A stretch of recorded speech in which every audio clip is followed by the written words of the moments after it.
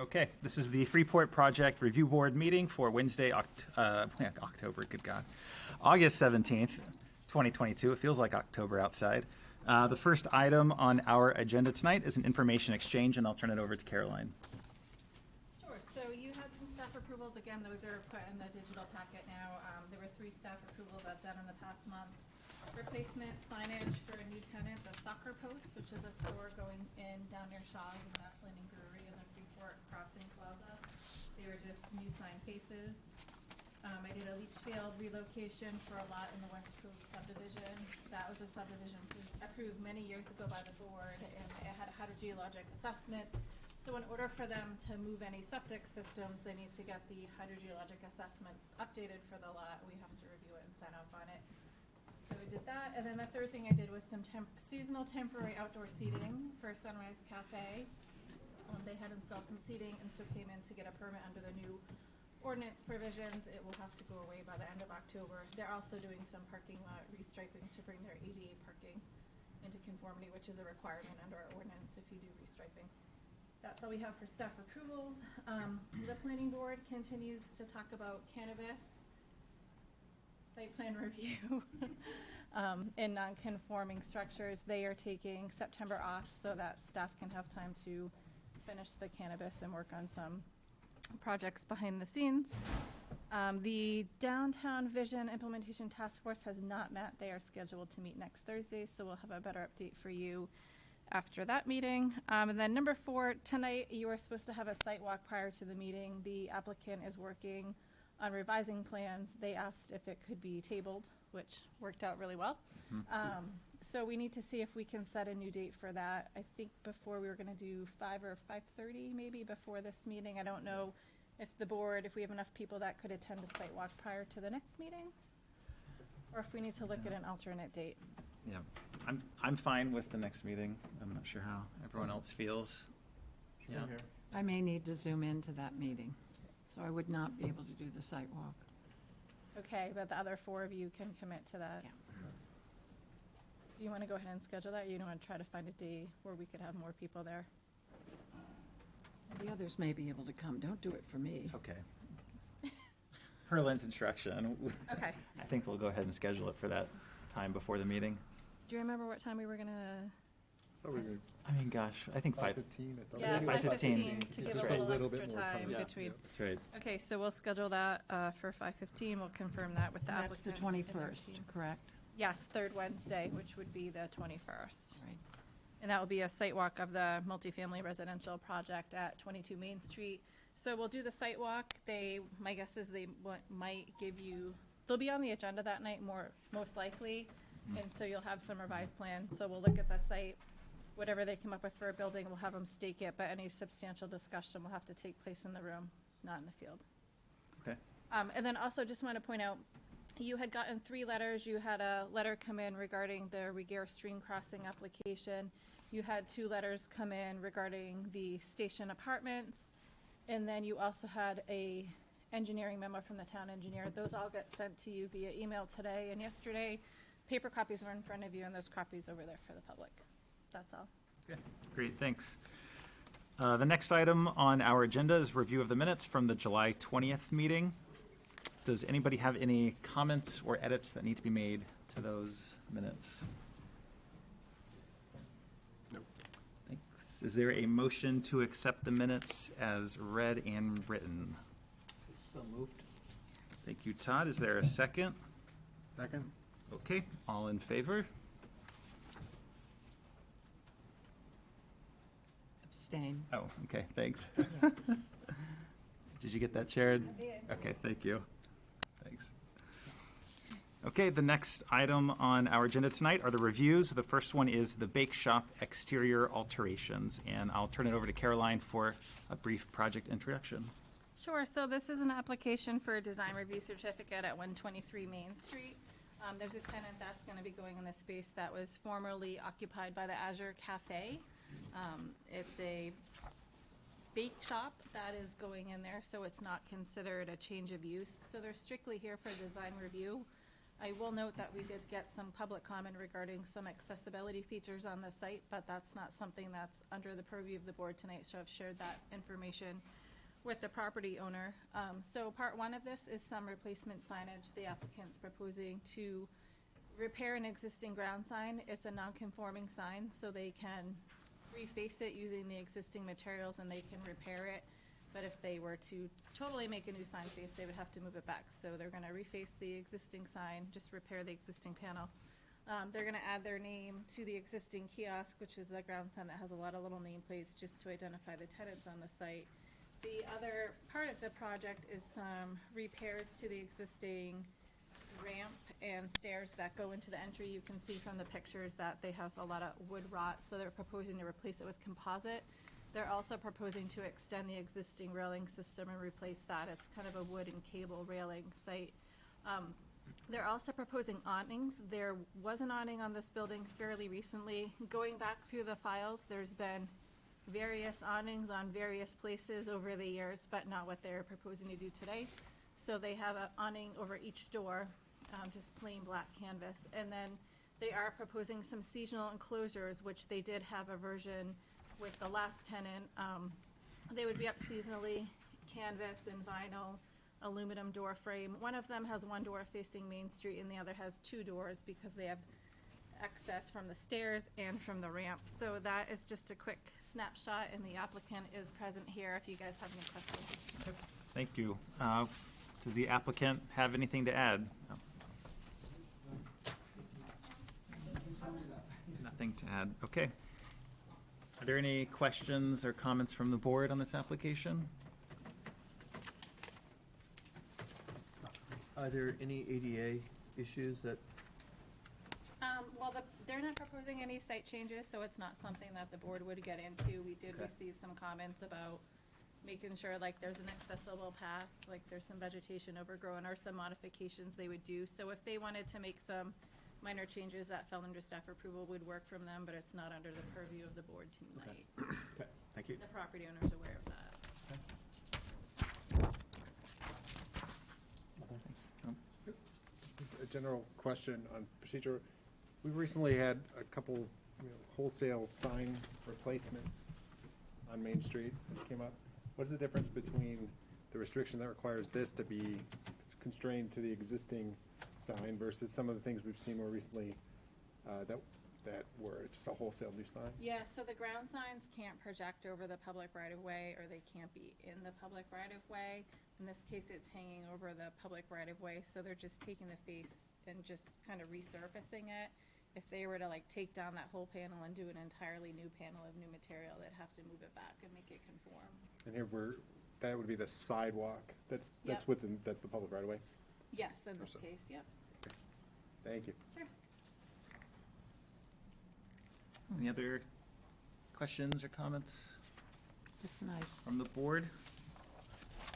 Are there any comments from the public? If so, please go up to the podium. Is there anybody online that wishes to comment on this application? You have one person, but I don't see any hands up. Okay. Oh, okay. Mary Davis, President of FEDC. We are so happy to see somebody in this location. It's such a prime location when you come into Freeport, and just great to have a business who's gonna be there who has business as well as will be serving the folks who come in. So, wahoo. Thank you. Any other comments from the public? Okay. If there are no other comments or questions from the board, I will entertain a motion. I move that we approve the seeking of an approval of a design review certificate for the bake shop. Is that what it's called? Bake shop. Is that right? We good? So you'll just kind of need to say the magic words that our attorneys have said that we need to say. All in favor? No. It's almost that easy. It's close. We just have to say that propose the motion as read and written in Oh, the as staff a- report. Oh, I And then, see. and then we can go from there, and that way it saves us time from having to read the whole thing. I propose that the motion to approve a certificate for design review be approved as written and Read read in the staff report. in the staff report. Okay, I'm going to That's write that. perfect. Lynn, that's great. Thank you. Is there a second? Second. I think Todd was first. Sorry, Jason. It's all right. Okay. All in favor? It's unanimous. Sharon? All right, thank you. The next item on our agenda is the Regional School Unit Number 5 Amendment to Previous Conditions of Approval. And again, I'll turn it over to Caroline. Sure, so back, I think in 2017, the RSU came forward and got approval for the track and field complex over on the Moore Street and High School property.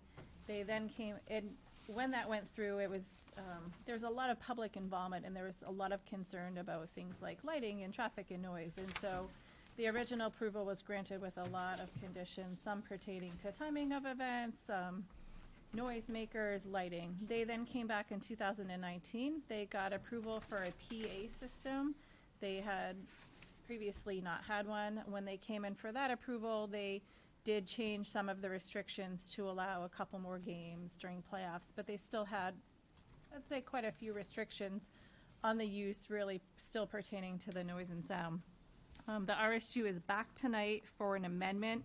So this is actually going to would be an amendment of the most recent past conditions of approval. So in the staff report, you had three things. When they put the PA system in, they had to provide documentation that it complied with the decibel levels of the ordinance. They did do that at the time. The RSU was having another study done to verify that was still the case. I have not seen that yet, but they were having that underway.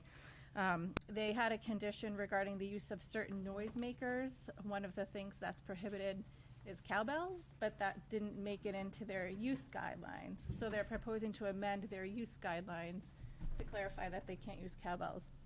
So this use guideline is a document, it's nothing the board has to approve, it's approved by the RSU, but they're making sure the conditions of approval are in there. So the two are kind of related. And then the third condition they had was timing about athletic events. So no athletic events could begin later than 6 o'clock, with the exception of Freeport High School triple header soccer games, which were going to start no later than 7. So they are back today seeking changes on the timing to allow additional events. So a summary of the changes that they're looking for: fall practice times would, instead of ending at 7:15, would now end at 8:45. Right now, they don't allow music. They're seeking approval to allow music during playoffs. They currently have restrictions on the number of night games. They're asking to remove that. They cannot, right now, third parties cannot use the lights if they're using the facility. They're looking to change that. And then they are looking to change the weekend hours from 8 to 9. So they're before you today. This would change those three past conditions. No matter what they do, they still have to comply with the Freeport zoning ordinance for regulations pertaining to sound, lighting. We haven't really had a lot of complaints. We did do standard notification here, was everyone within 200 feet. We picked up quite a few people, I think like almost 90 abutters because of all the condos. So I don't know if you have anyone here tonight that might want to speak on it. Craig Sickles is here from the RSU, and I believe they did some outreach to the neighborhood before they even came forward to the board with their proposal. Happy to answer questions. Great, thank you. Does the applicant have anything to add?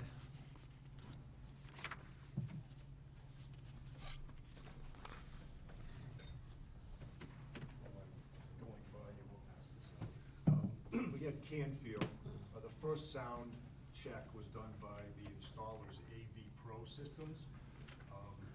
I had a second one, in a second opinion, so we brought in Canfield to do the same exact sound check, the decibel levels at the property line.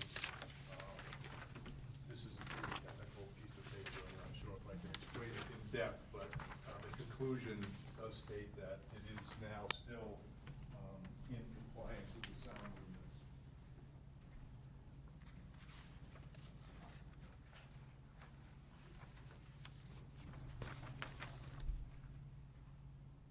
like me to go through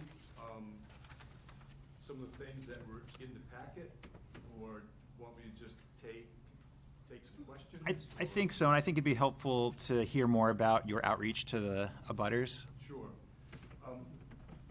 So on May 18th, we convened the advisory board, which consists of Nathan Goodman, the police chief, myself, Peter Wagner, who is here, he's the director of community programs, and Tim Reich, who is the neighborhood representative. So the four of us met, we went through the guidelines for use, we discussed that. He then took that to the neighborhood. The method of disseminating that is a neighborhood Facebook page. He did get back to us. He sent that out, he got feedback. I have an email from him, and there might be some neighbors here as well. What was the feedback? His email says, we had a few people that were vocal that were in support of the changes and a few that were against all. There was constructive conversation around start time. There's a start time of 8, include pregame. For the music, most are okay with how it's written for the playoffs only. There was no pushback on announcing who scored a goal.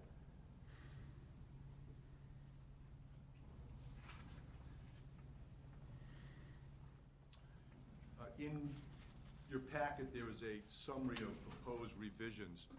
This spring marked the 50th anniversary of the facility, and it has been 3 years since we came back to you in 2019, as Caroline said. This is an attempt to streamline and consolidate the guidelines for use. As Caroline alluded to, there are quite a lot of limitations at the onset of this project that are unusual compared to other facilities in neighboring towns who have turf fields and lights. So we wanted to compare and kind of bring that to you as well. Prior to this facility being built, there was no restrictions on start time. Right now, there's no restrictions on our start time on our baseball field, on our softball field, on the tennis courts, but we do have a restriction on start time on this facility. We also think that maybe there was a lower impact than what people originally thought there might be with traffic, lights, and noise. And we feel the facility is not being used to its full potential. We still have soccer teams practicing in the outfield with baseball just because there isn't enough time on the turf. We have 3 practice slots in the fall that end at 7:15. We're looking to add a 4th practice slot that would go from 17 to 8:45. That's the same slots that we use inside the gym. This would be for fall only. The spring would still end at 7:15. In the spring, we have less teams using the facility that we do in the fall. In the fall, we've got 6 soccer teams, 2 field hockey, and 2 football teams. And it's tough to get everybody on the turf that wants to get on. So I've done a projected practice schedule out through September 16th. And from now until September 16th, there's only 2 nights where practices would go until 8:45. So it's not like we're going to go 8:45 every night. Right now through September 16th, there's only 2 nights that would occur.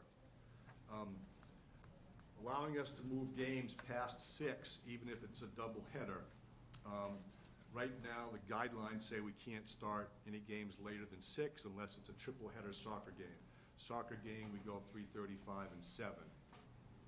Starting a game at 6, the JV game has to start at 4:15. We don't get out of school until 2:45. That would give someone an hour on the turf. It's really not a long enough practice time with all the teams that we have. So what we're looking to do is to move the start times to 3:45 and then 6:15 or 6:30, depending on if it's soccer or field hockey. We We did a survey of about a dozen schools in Maine that have turf field with lights. We currently have to be off the practice field in the fall at 7:15. We're looking for 8:45. As you can see in this survey, 9 o'clock seems to be one. Lewiston doesn't get off until 10, 9:30, 9. So we're asking for 8:45 to end practices. There isn't another school on this list that has restrictions for music. Right now, we can't play music, period, unless it's the national anthem and a halftime routine for the cheerleaders. So we're asking to use music for pre-game for playoffs and tournaments. Right now, we have a restriction on the number of night games per team, and it's either 4 or 5. We're looking to not have any restrictions. However, there are restrictions because we've got 6 soccer teams, 2 field hockey teams, and a football team. And they all cannot play every game at night. It just doesn't happen. Right now, a third party cannot use lights, so if the University of Maine at Orono wanted to come and rent our facility for a soccer game, they would not be able to play underneath the lights. And restrictions of use on Saturday and Sunday, no one else has those, and we're looking to go from 8 a.m. to 9 p.m. Would you like to go through the draft use guidelines, or what would you like me to do? Does the board have thoughts on that? Okay. Good. I've got a couple of general questions, but Okay. I think I'm good on the general Okay. line of information. Then I think we'll just have the board ask questions. Jim, go ahead. How close is the nearest abutter? I'm sorry? How close is the closest abutter? How close is the closest abutter? I'm not sure I know how to answer that. There was, so the property line. So if you look at the property line, there's 1, 2, there's a condo and another house. So directly abutting the property, there's a house, condo, an apartment, and a house. Trying to get some Page 11. approximation of the distance between the field and the closest house. On page 11, it shows your track. I don't know that the houses are put on this plan. Yeah, I mean, I don't want to speculate. 100 yards, 50 yards. Condos are probably the closest. The last condo is probably 20 yards from the fence, which is the property line, and then the facility itself is another 30 yards from the property line. If you look up here, you can see that like the closest single families are kind of over here on the other side of Moore Street School. There are a couple single families in this very small condo project back in here off Snow Road. Those are probably the closest. There's some more condos over here, but they're a little bit further away, so I'd say the Snow Road's probably the closest here. Have these restrictions impaired the school's ability to generate revenue from being able to utilize the field for third parties? So the RSU athletic department, we do not charge admission. We have concession sales. I'm going to ask Peter Wagner to come up, because Peter is director of community programs. They are the ones that rent or schedule the facility for everybody but the high school.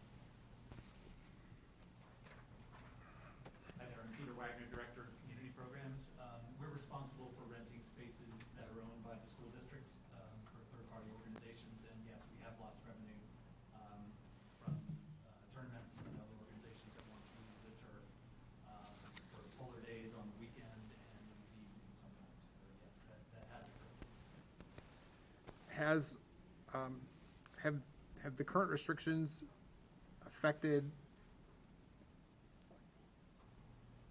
fan or like family participation or attendance at events?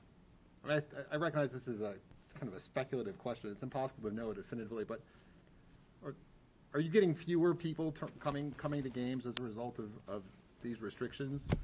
Well, you need to realize that before this facility, we didn't have lights. So our varsity soccer games, varsity whatever, started at 3:30 or 4.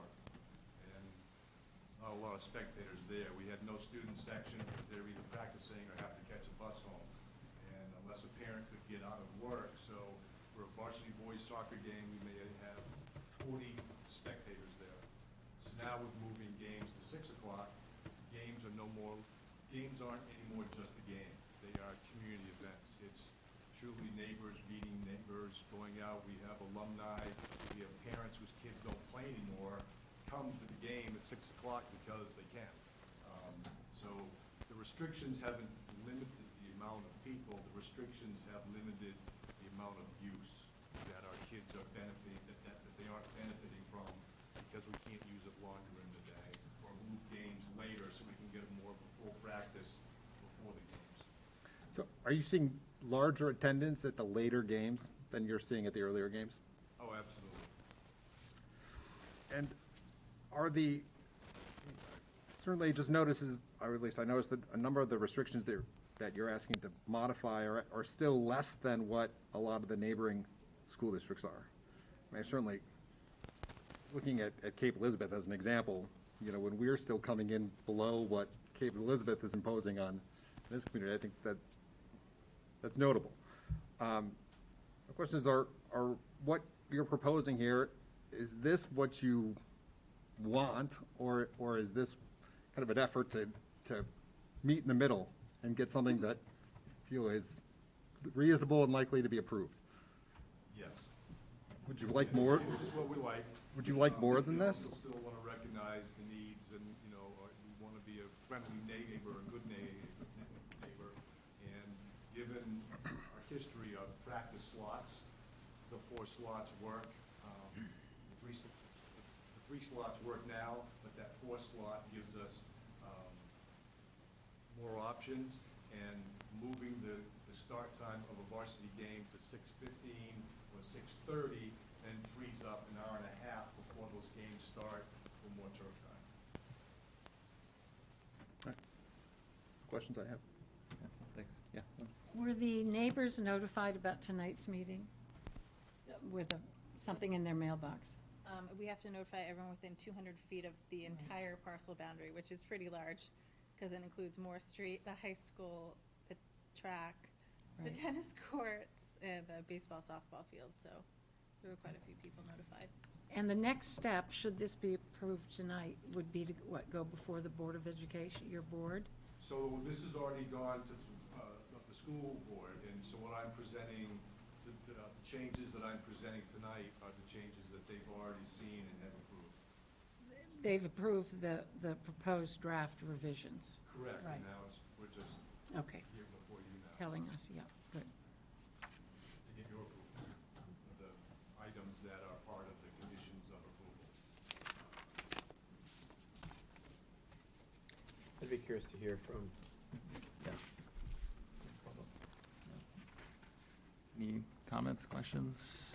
Just some comments, I guess. I mean, to me, this sports being, important to the community, it's a great way of community building and having a level of connectedness and vibrancy. So, and the quality that it sounds like you're trying to be able to achieve by having this greater flexibility and time frame is good for everybody, in a sense. I know locally, noise may be, obviously a concern. And having once lived on Snow Road, I know that the highway sound is probably more present and problematic on a consistent level. So I think it sounds like you're getting what you need. The only thing I'm disappointed about is you don't get cowbells. You don't get cowbells. Okay. Any other questions or comments from the board? If not, we'll open it up to the public. Okay, do any members of the public wish to speak on this application? We'll start with folks in this room.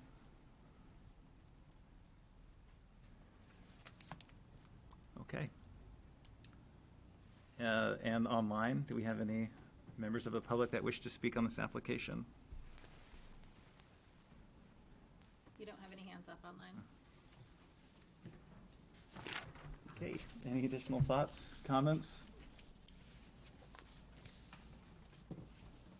So I'm prepared to move the requested approval, but I'd like to at least contemplate and potentially have a discussion on even extending it beyond some of what's been requested. I mean, I think that I would feel comfortable modifying the motion to approve, for example, ending practice times at 9 PM.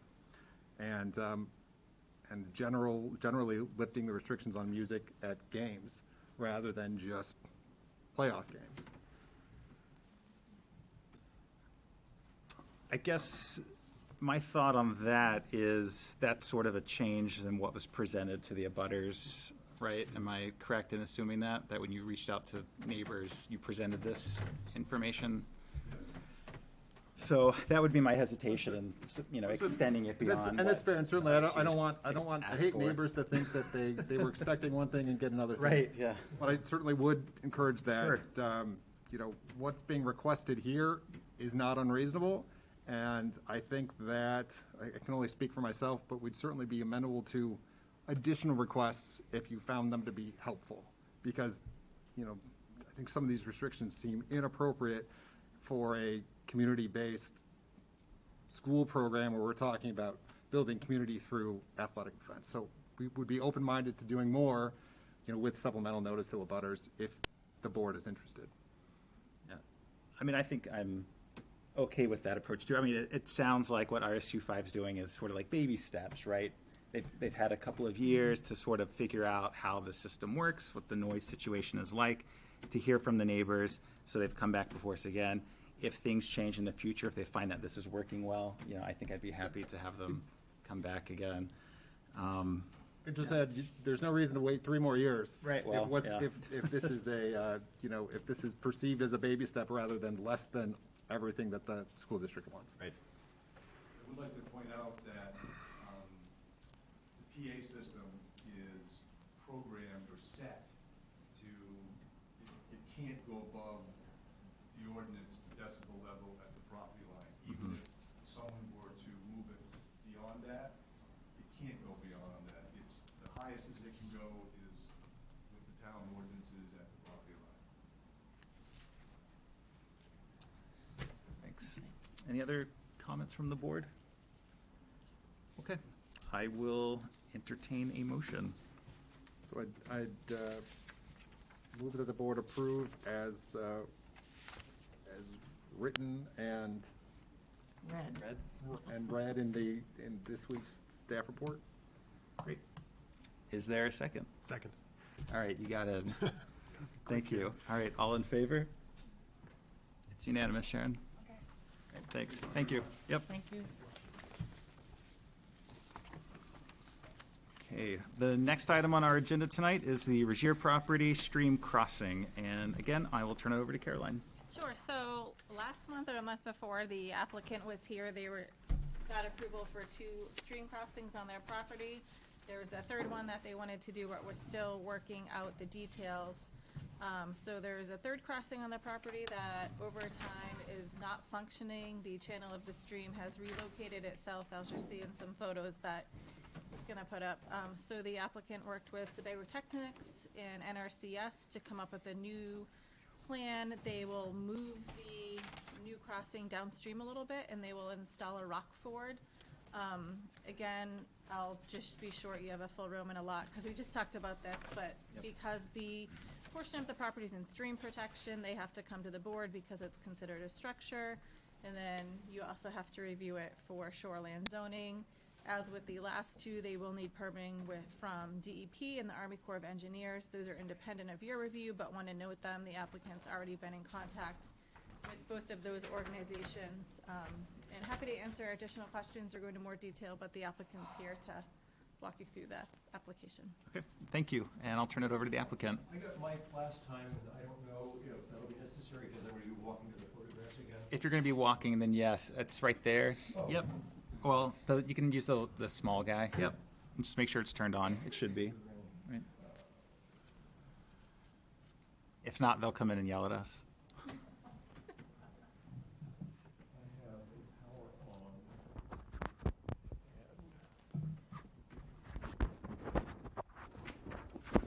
Let's hope this works. Okay. I'm Rod Regier. I live in 56 South Street. Caroline mentioned the last time I was here, I talked about you all approved 2 crossings, and I mentioned there was a third one. The plans just weren't ready for that. So I apologize. We've got to go through all this again a second time, but so be it. The property is here, South Street. Route 1 is up here, Verney Road. There's the major course of Concord Gully Brook going from the boatyard at the bottom of the hill below me, more or less paralleling Route 1, crossing under the dip in Verney Road, and ending up where Sharon is on Pine Street.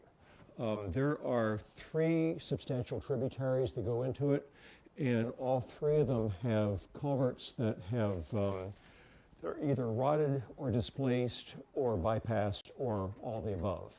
And we talked about 2 of those last time. Here's the third one. It's right here. This is for the tributary that goes more or less straight up Concord Road to Main Street. This line follows a sewer line that was built in 1989.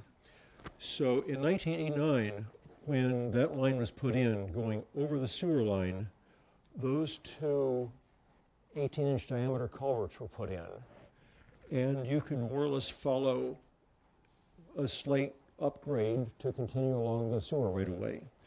Within a few years, the culverts plugged, they were bypassed, and now if here is the culverts, here is the level of the stream, the current stream bed. It's bypassed it, it's about 8 or 10 feet away, and there's a cut probably 3 or 4 feet below the top surface of the culverts.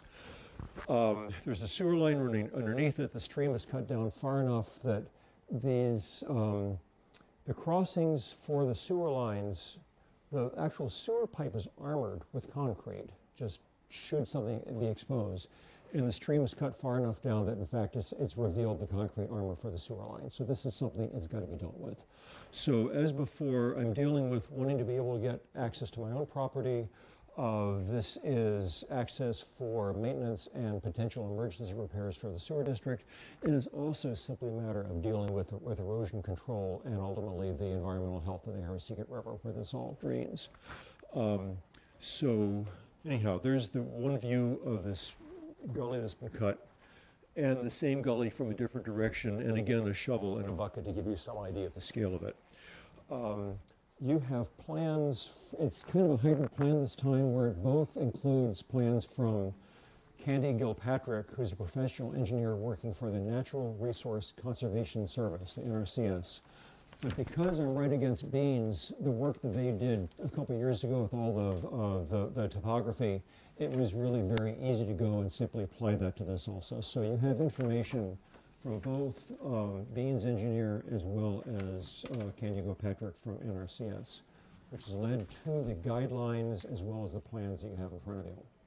So that's it. You know, I'm hoping that I still have to deal, or I'm dealing right now, in fact, with the Army Corps of Engineers and with the Maine Department of Environmental Conservation or Environmental Protection, and I hope that we can go forward with this evening. Thank you. Okay. Any questions or comments from the board? I was just curious about how the rock structure works relative to what the condition is today. It sounds like you bring in a bunch of rocks, put them in the right place, but I'm just The what's going on? NRCS engineer has a lot of experience dealing with stream flows, and the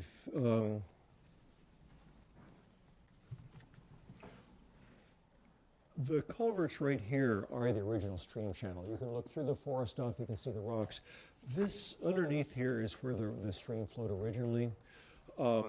She's proposing that the revealed bank be armored with rock and that this area be excavated, and that will basically return the stream to its original channel. If you look, you can't see it from, I don't have a view from above, but that'll actually straighten the channel, bring it back to what it was originally. And then a little downstream from here, there will be a shallow ford, again, just for machinery access across there. But the point is that the rock armor is going to go on for actually some distance, about 50 feet, to prevent further erosion, encroachment into this bank. I mean, that's a steep bank. I mean, it's vertical right there. It's actually undercutting. And the rock armor will protect that bank and bring the stream back to its original course. What happened when the culverts plugged, basically the stream had to change its course, and the plugged culverts are stuff growing at the intake end, and with the culverts, the old bypass culverts have basically become a dam, preventing the stream from flowing in its original course. Will water flow through the rock armor? I mean, is it porous enough that? No. It will find its own course, and the rock armor will simply, during high flows, keep it from encroaching and eroding that high bank further. Okay. No other questions? Any questions, Lynn? No. Okay. I don't have any questions. Are there any members of the public that wish to speak on this application? Anybody online? No hands. You did have an email that came in prior to the meeting. A letter of support. Yeah. Okay. No additional comments or questions. I will entertain a motion.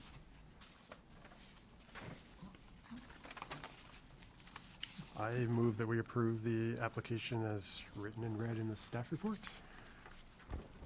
Work. Is there a second? Second. All right, thanks. All in favor? All right, it's unanimous, Sharon. Thanks. Thank you.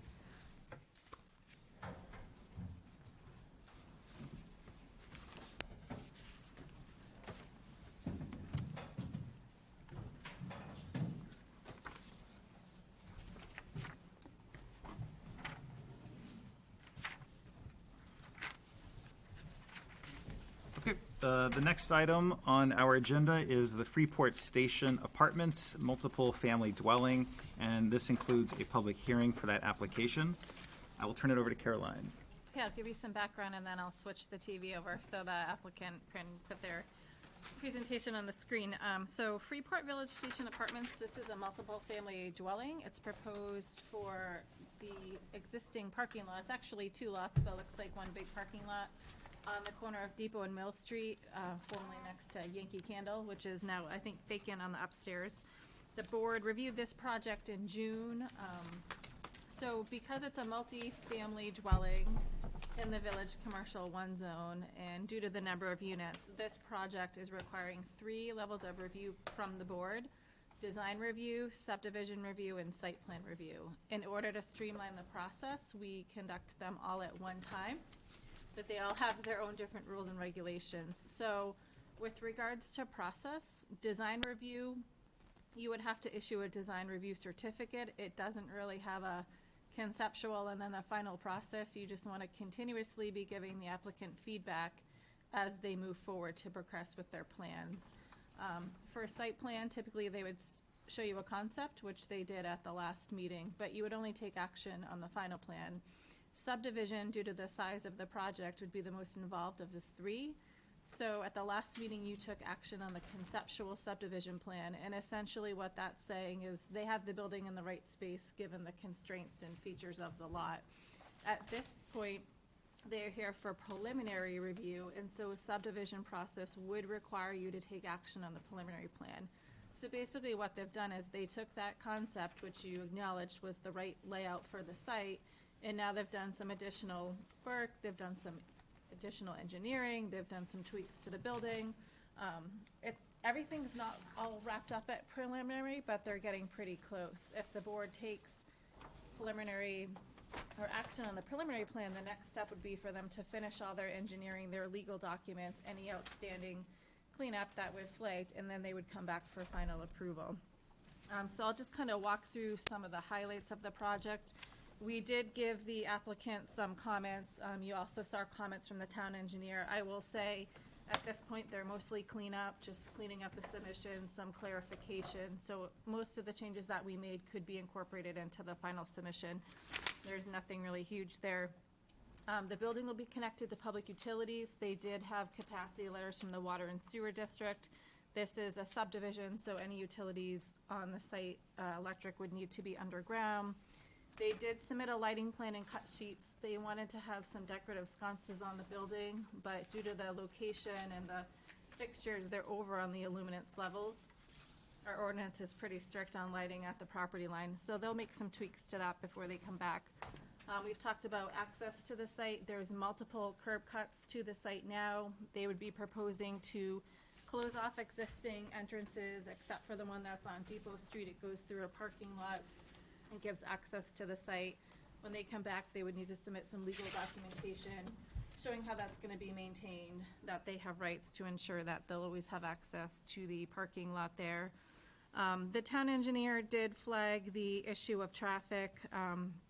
In this case, they'll have 67 units of various sizes, but they're only proposing about 24 or 25 parking spaces on the site. So I think they're looking for a little guidance on traffic. Is what they submitted adequate? They did give Adam some additional information that he'll review, but does the board have any thoughts on traffic? Due to the size and nature, they won't trigger any state traffic movement permits. They just won't get high enough for thresholds. Parking, we talked about at the last meeting that this is in the VC1 zone, and we have the shared parking concept, so they can meet parking on or off site in a number of different ways. Typically, the final determination on the number of spaces we've been adding as a condition. They would have to make sure they provide that parking before they get a certificate of occupancy.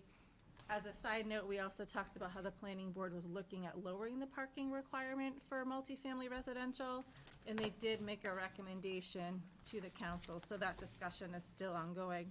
Stormwater management, this is in an urban impaired watershed. It does require review from Adam Bliss, the town engineer, for municipal standards. He's doing that. They won't trigger any DEP review. Design review, we talked a lot at the last meeting about building design. I'll let the applicant go into details on that, but they did revise their submission and included some additional information. You had given them some clear directive to look at the A and B buildings in the nearby area, so they included some information on that in their submission and made some changes. One thing in review that kind of came up was the standard in the subdivision ordinance regarding the retention of natural or historic features. So this building is next to the church, which is part of the downtown designated historic district, and I believe the building is listed individually as well. So the ordinance says that the board shall seek the advice of the Maine Historic Preservation Commission in reviewing such plans. They did have a letter from the Maine Historic Preservation Commission in their packet, noting the property next door. They didn't give any specific advice, so I think that's something we need to talk about with the applicant and give them guidance what the expectation of the board is, or what the applicant would need to demonstrate that that standard has been met. That's a quick snapshot. Applicants here, but I'm happy to answer questions or go into more detail of any of those items. Great. Thanks. I'll turn it over to the applicant. Thank you, Caroline. Thank you, Mr. Chair. David Wood, CJ Developers, permitting consultant.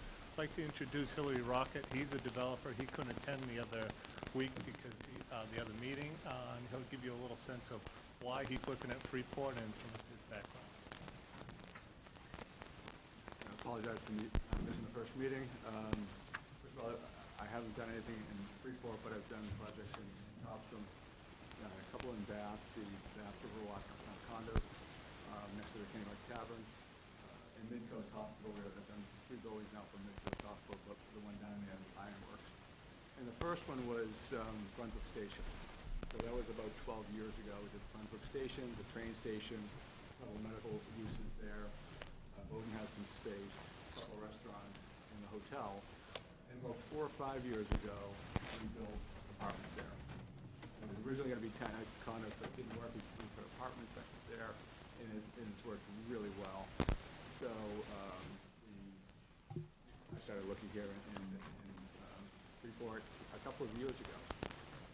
I had a study done from somebody in Portland to see if it worked here, and it came back that it's very, very positive for market rate apartments downtown Freeport. Also, I hired Study Mahara to do some initial work to see if it would work, and stormwater and things, and it works. So I have this property under agreement from LL Bean, and I think it'll be a great project for downtown, bring more people to the downtown, and I'm excited to get started. So David's going to walk through some of the changes that we've made. We also met with a number of times with Russell Preston, and some great ideas. You guys have town hired some really, really good ideas that we've implemented here. So hopefully you like the plans.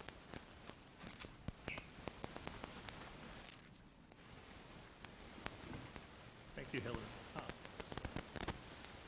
So, just a real quick overview of the project, which is pretty unique for here. When I saw how he laid it out, it's 67 units, but most of them are either studio or single family, single units. So they're really looking for the employees or to keep our town vibrant. So it's not a lot of multi 2 and 3 and 4 bedroom apartments, which you see kind of now on Desert Road. There is 86 spaces required for the current ordinance that might go down, but 24 are going to be provided on site, 4 of which are ADA spaces. So 62 plus or minus, depends on where it ends up with the town, will be leased. We have been in contact with LL Bean. Due to the ordinance that was passed several years ago by the town, they have hundreds of extra spaces in close proximity. So it'll be a very easy criteria to use. Again, this is the site plan. Not much has changed. We went through it on the site walk.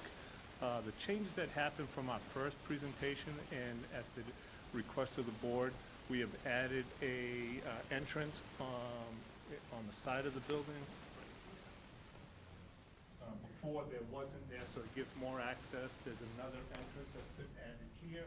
And then these are 3 private entrances on Depot Street. I'd like to highlight those because it kind of gives you that feel that came up in the vision statement of 30, 40 feet breaking up the building, trying to give you more of a broken up feel.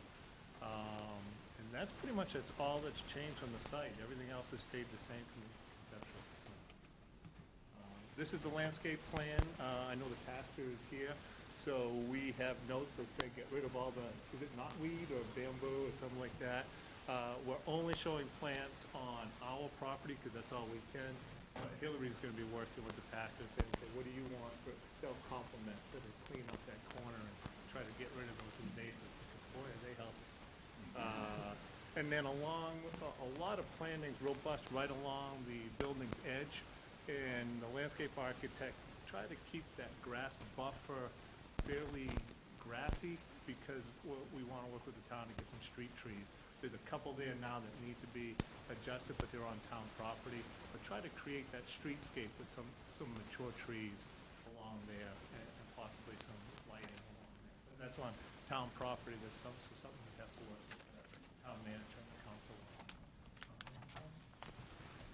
So when we got the feedback from this group, a lot was like the look and feel wasn't quite right. So we tried to soften it, going with some more historical colors. As you can see, we've added that entrance. Before these were blanks. We've added those 2 windows. So that's the kind of feel. As you can see on this corner, it was highlighted, how can we dress up that corner on Depot and Mill? And you'll see where on the next slide in a second, we've added the bay windows, and now you can start seeing the prominence of having those entrances along, and then the entrance here, trying to give it that streetscape feel. So that's the before and after. Before is more cookie cutter square. Bringing in those bay windows gives a little more excitement into that corner as you come around where the old Nordica Theater was. This was from Russ. This was his suggestion that he had presented to the architect, so we're kind of trying to incorporate it, some of the things that he had suggested. So what we did, Caroline was great. She said, what are A and B buildings? I had never been familiar with it. So we went for a walk around town, and she started pointing out different buildings that, and features that we would like, and so we tried to incorporate as many as we could. This was the inspiration of the bay windows. You can see the top feature and then the bottom cornices. On some, you'll see how we added all the trim. Tried to make it a little more exciting. The first rendering was pretty square. So these, now we have the trim pieces, we have the 2x2 grills. And you can see how we incorporated that with the 3 side entrances and the porch style. This is a recent project with that addition that's close to Freeport Community Services. And that porch feature, really, a lot of people liked and commented. So that was the inspiration on a lot of the porches. Try to keep that shingled roof with the pillars, and you'll see how we incorporated it on the next one. So that's the side entrance along Mill, how it was pretty square before, and now we've kind of buffered that up. And the next one, Abby? And now those, you can really see how the dimensions come in. So those would be those entrances on Depot Street, and that is the Mill Street entrance. And you can start seeing some of the trim details that we've added to improve the cornices. And you see this feature a lot of places on downtown. So the next thing that we did is, we looked at the A building, and they're small and they're brick. So how do you, what can you pull from them? Because you get a 3-story apartment building, so you can't make it look like Barcole. So the architect and the landscape architect picked up on the granite steps, and you can see where those were added into the front. So we're trying to bring some of that Main Street down to Depot Street and try to fill it in that way. And so that would be how it looks from the back of the building. And the next slide. And now you can see some of the other inspirations. These are the B buildings. So you've got the mulled windows, the 2x2 grills that you start getting the trim. And then you can see these patterns, which you see a lot of places in Freeport, those small ones. And we just did a renovation on an inn in Algonquin. They had the same thing with the old post office, and they had the same rectangular square. So I think back in the 1900s, it must have been a popular feature. But you're the architect, you might know more than I do. Next one, Ed. And so these are the roof lines that you can see in some of the trim details on Main Street. And you also can get a sense of, Freeport does have a series of buildings that are long and rectangular. This building and the next building looking down Main Street. So these may not be all your A's and B's, but it is a feature that's fairly common along Main Street. One neat thing when we were going through the plans and talked to Hillary about it, there will be 4 accessible apartments. That was important to Hillary to include that in. So these will be handicapped accessible apartments incorporated into the original design. So nothing that was required, but it's something that he's going to be doing. As well as energy efficiency on all the building materials. So really try to keep the highest standards. Next slide. So that's what we have. A couple questions that Caroline brought up. Traffic. We've already responded to Adam on that. Right now you've got 80 parking spaces that are retail oriented. So those generate trips every hour because they're retail. We're going to reduce it down to 24, and those spaces are when someone leaves in the morning, when someone comes back in the afternoon. So at the end of the day, there'll be a pretty significant reduction in traffic on that. So we're pretty comfortable, and I think once SME provides that to Adam, he'll be comfortable with that response. And then the other question that came up was on historic, and we checked with our the engineer and here to talk about. They sent the letter into Maine SHPO, State Historic Preservation. They acknowledge it, and they didn't make any comments. That typically means they don't have concerns. But if we need to do more, we can. But it's typically, if they have, they're not a shy group. So if they have concerns, they'll put it right into the letter. We're very very comfortable with it because our property, just the corner of our rear property abuts the corner of their rear parking lot.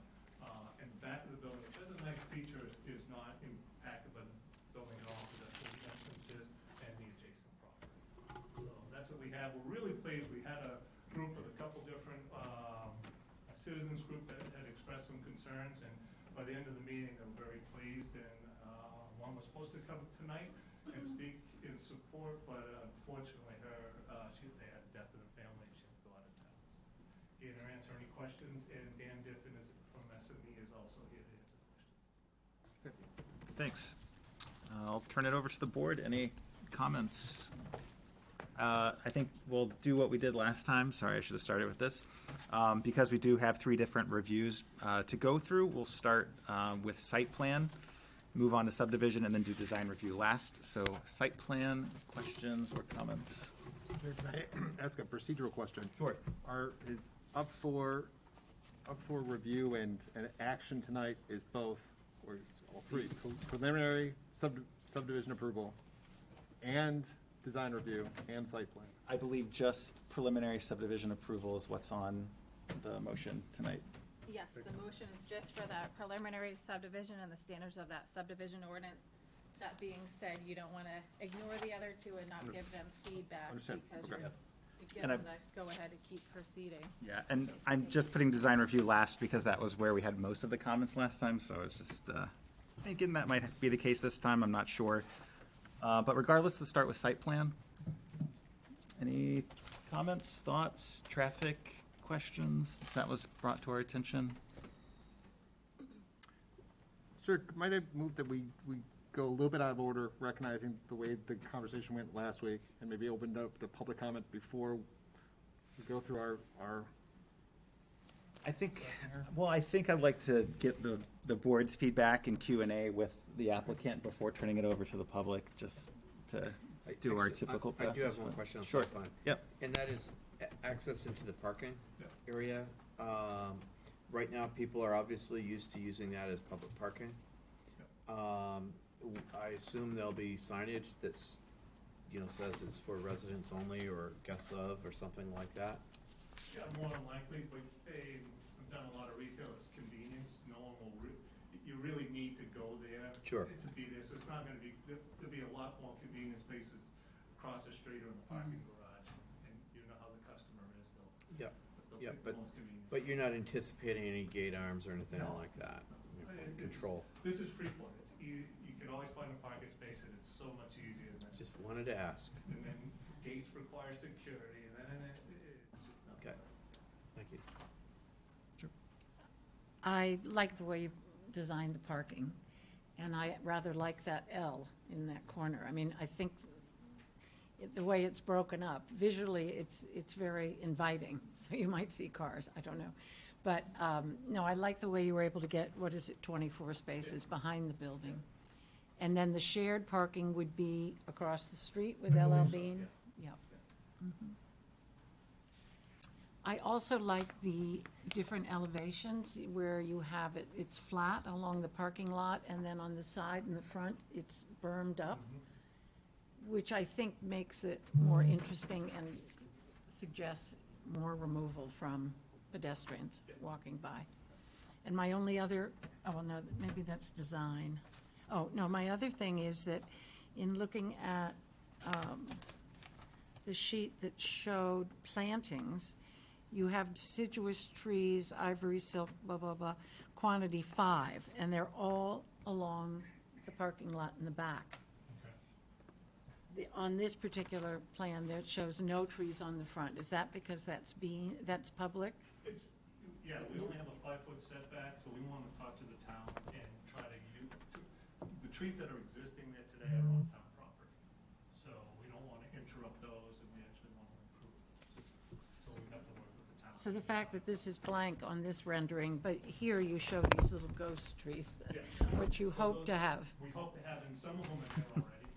Some of them are Right. already. 2 of them are in decent shape, one's in real. Okay, because I would just think the more the merrier You along need- the front. You need trees along Depot Street. Yeah. And that's one of the reasons why we kept the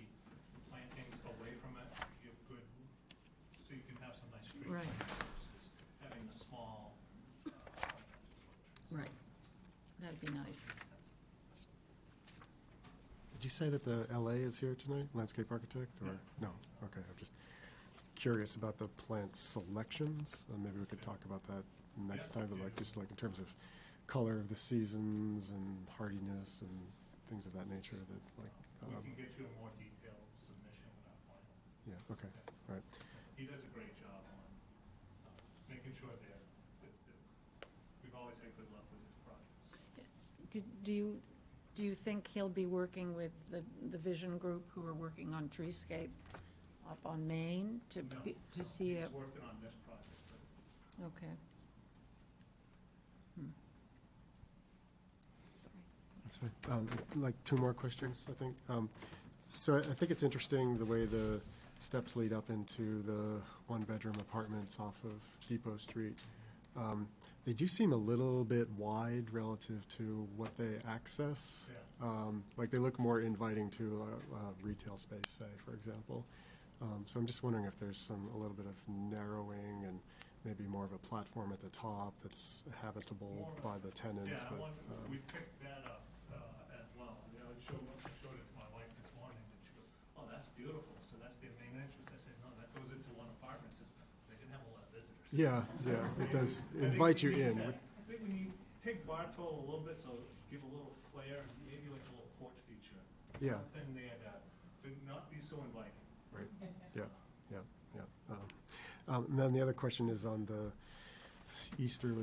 westerly corner as you're turning into the drive here, the wall that holds back the earth. I just want to know the material on that and how it fits into the overall palette when you talked about the granite steps. Is this granite too?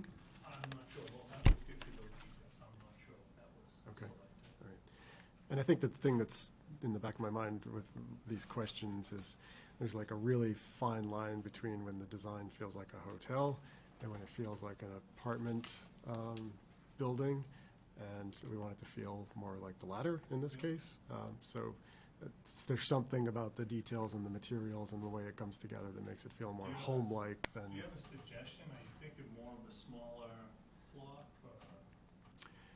or? Something that feels less institutional is sort of my gut feel on that would, help it feel more grounded, more homey. That's not really an exact, precise scientific term, but. Going back to those steps, I take your point that you don't want it to look like an entrance for every man. However, it does a nice job breaking up this very long facade. Yeah. And I actually was wondering, okay, there are 3 other sections that have nothing leading up to it, because obviously there's no apartment behind it.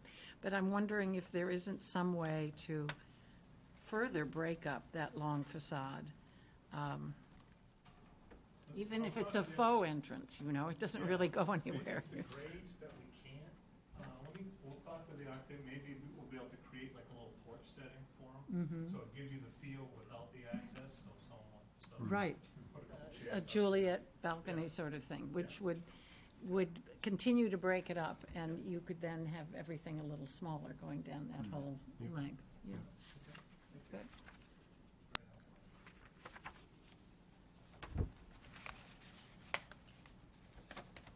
Any other site plan questions or comments? Okay, let's move on to subdivision. Any comments or questions about the subdivision?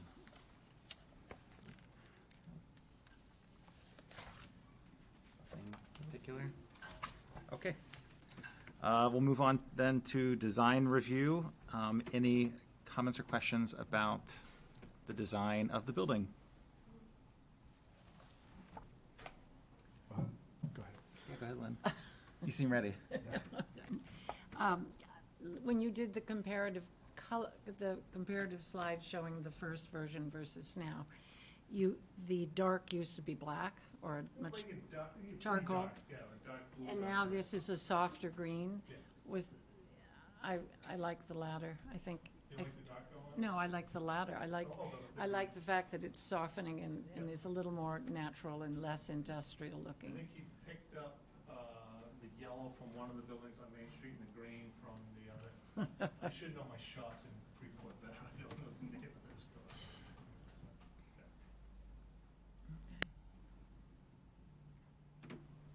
I wanted to ask about the masonry base Yep. some more.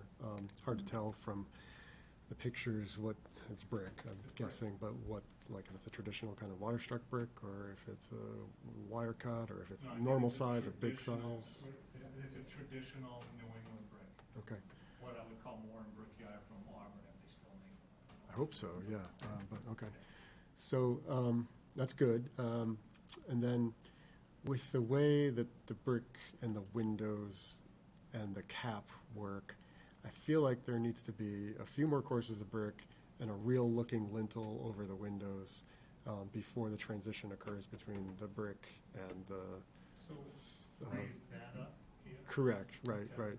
Enough so, I don't know what the right number is, so that it really looks like there's a lintel over the So you have windows. A lintel's up, Right. and then 2-3 courses, and then you start your site. Right, yes, yeah, yeah. I think that would bind it together better and still sort of give you that base. I think it'll make your windows pop a little more too. Yeah, yeah, they'll feel more like openings. Right now, the way the trim or the transition comes across the top, it feels sort of, Feel like the header's too low. yeah, it does feel cut off in a way. Top heavy, yeah. Yeah. I see what you're saying. Sort of absorbed by the string course, right? And it just disappears, yeah. And then the last question or comment I have is on the Depot Mill Street corner with the bays. I found that felt that personally that the faceted bays don't quite work. But I think that the notion of a bay on the Depot Street side works. So I think, this is my personal opinion. Others are welcome to. Do you mind going to that slide that Shine shows a that elevation or that corner? Yeah, thanks.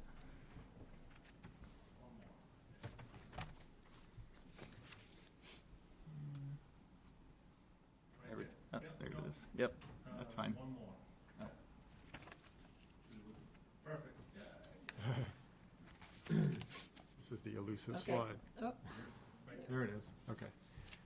I think that, and it's nice the way that that little sort of narrow side on the Mill Street side has a nice proportion to it, and I think that could just be double hung windows, like in the So, other.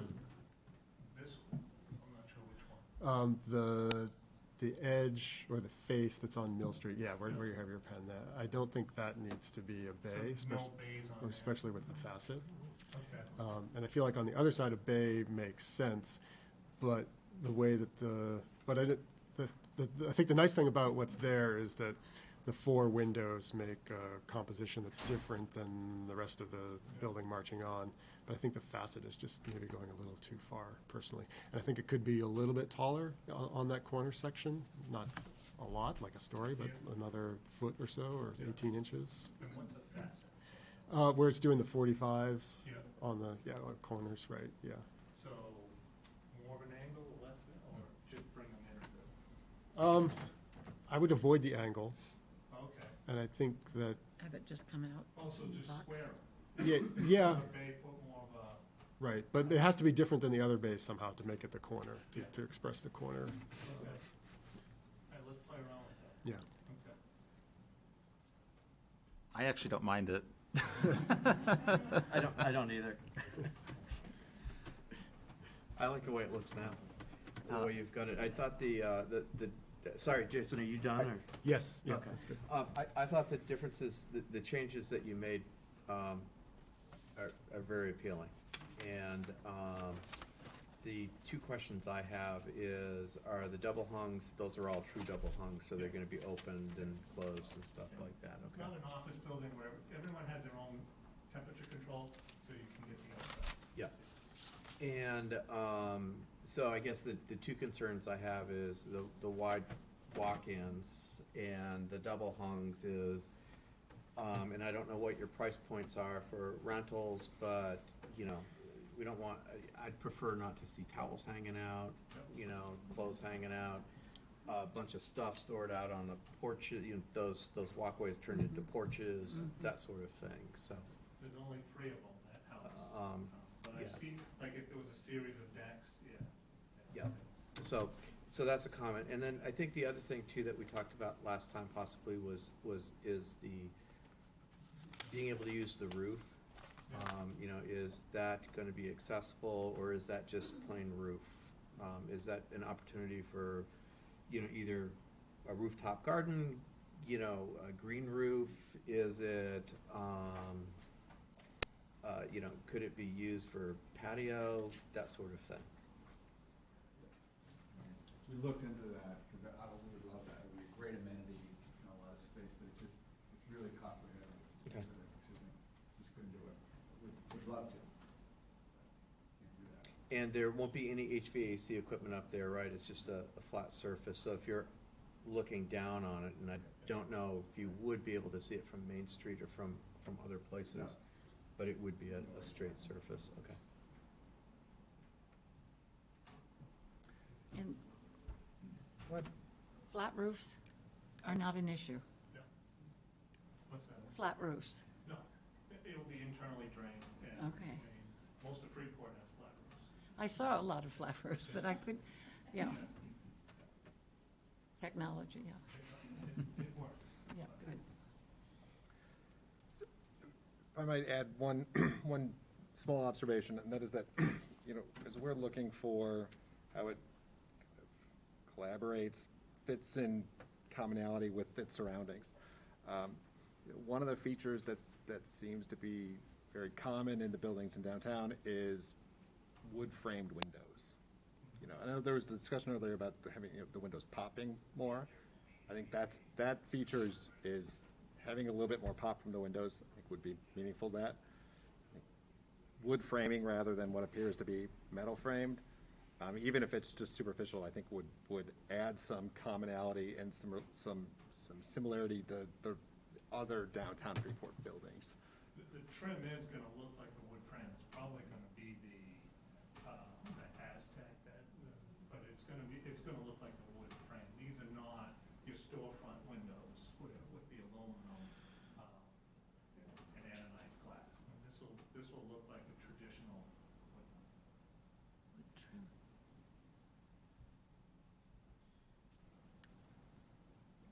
That's all I have. One Yeah, go last ahead, Lynn. thing. Yeah, sure. I have, do you have this up on the slide? It's the showing all of the views from northeast corner, southeast corner. No, we didn't, because it just got so small. Small. Okay, well, looking at the northeast corner, that's that other end. It's the one on the parking lot. Yeah. And I'm comparing it to what's here now. Do I understand the reason we've put these bays in is to make that corner more important? Yes. Yeah. Oh, to do it on the other side? No, I rather like the other side, okay. where without the bays, just because as I look at this picture, it seems quite harmonious and streamlined, and then we've added this to do what? There's no entrance there. I mean, I'm just questioning why. I think Jason had some thoughts on that last time, right? Yeah, we did talk about that, or I was saying that I felt like the corner needed to be Needed grounded. importance. And when you ground the corner, then the length of the building becomes less repetitive. And it's, I mean, I think it's got sight lines from up on Main Street, so a little bit of height there kind of helps, sort of tie things together. And looking at the materiality between, the brick building at the end of Depot Street, the name I can't remember, Mallet Building, thinking, and then the brick building up on Main Street, and then the corner, clapboard building, those materials working together, and it seems like you've, navigated that pretty well. Okay. The bays, for me, again, were just a little too matchy with the building that the Met Cafe is now in. Right. We'll play around, and if he comes up with something that looks better, we'll give you a couple options next week, next time we come. Yeah, options are good. Other comments, questions? You haven't said anything. I know. I feel like I had a lot to say last time now. Did I? Oh, no. I don't think I did. I never feel that way. Do you mind just going back one slide so it's a comparison of what we saw previously to what we're seeing now? Yeah. I mean, I think the bay windows are really helpful for that corner, and we talked about that last time. I think that's a huge improvement. I'm not a big color person. I usually don't care, but I actually think in this case the color made a huge difference in making it feel more appropriate and residential. than what we saw And before. believe it or not, the Met is just up the Yeah. street, so you will, I mean, that was kind of what we looked at, whoa, it's right here, so. Right, yeah, yeah. I think the porches are a huge help. And then just the little bit of detailing, and I'm not sure we could see it in the previous rendering or if it was even there. The trim detail. The trim and sort of that those grid lines or lattice work that you're seeing in the bay windows and on those flat projecting bays along the elevations, I think, are just that kind of subtle detail that I think we need, that shows that it's a residential building, right? That just kind of makes that distinction. So yeah, I mean, I think this is an improvement. As far as design review goes, I don't have any major issues. It appears to meet what the ordinance requires, and I appreciate that you did take a look at those A and B buildings for comparison purposes in developing and making adjustments to this rendering. I give Caroline a lot of credit, a lot of Yeah. planners now just send me. Few walks around. She said, let's go for a walk. And Yeah. 45 minutes later, we had a whole bunch of ideas, and I was able to communicate that to the architect, give him some pictures, and he just said, thank you, because it just made it, took the guess out. Yep. I give tours now. Contact the Freeport Planning Office for tours of downtown. Okay, if there aren't any other comments or questions from the board, I'll turn it over to the public. Yeah, It is a public hearing. it is a public hearing, so we do need to have a motion to open the public hearing. Would someone like to make that motion? So moved. Thank you, Todd. Is there a second? Second. Okay, all in favor? It's unanimous. The public hearing is open. We'll start with folks in this room. If anybody would like to speak to this application, please go up to the podium. And just for clarification, the hearing is for, Subdivision, but also. but feel free to speak on whatever you'd like. Thank you. With regard, Just wanted to make sure. with regard to this application and what's within the purview of this board. That's what I was thinking. Yes, thanks, Todd. Andy Wilbur, from property on Bow Street, that we recently renovated and have a couple apartments. So wanted to just speak a little bit to advocacy for the ability to develop apartments in downtown Freeport. Obviously, what we did is a very different project from what's being proposed, but the folks that have been in our space really appreciate living in a downtown environment, really appreciate being able to have access to those amenities, and do spend a lot of their time both accessing the shops and the businesses and the restaurants, but also working in downtown Freeport. So all those things are things that historically we had in Freeport. We had a lot of the properties had upper level floors that were apartments historically, and that's not the case anymore. So that's kind of changed a lot of the feel of the downtown. Happy to see that projects like this are being considered, and just continue to advocate that as a town we do our best to both support, streamline, make these processes simpler for property owners to be able to move forward with projects where they're creating an opportunity for the town to move in a forward direction. So, thanks. All right, thank you.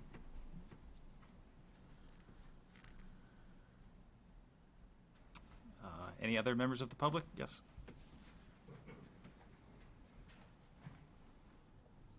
My name's Tyler Colley. I live down outside of town a little bit. I'm less taken with the idea of creating a giant building in the middle of town to just, kind of create a huge heat sink. Mr. Yankee, your idea about a rooftop garden was what immediately occurred to me. It's a giant space, and there's not even going to be any HVAC stuff out there, so there might as well be something. And trees would make a great deal of sense. Right before the pandemic hit, Freeport went through the whole process of looking at tree coverage and the tree canopy, and we're down by about 25% from what we should be. And it's not getting any better with this drought. And you mentioned that looking at the trees in town, they're in deplorable shape.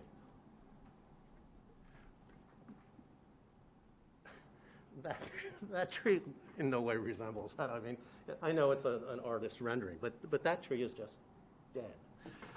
And on this side of Depot Street, and I understand that there are electrical wires up there,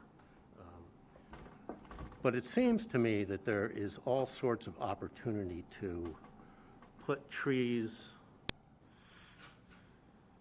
all around this building, which would be a great thing for the town.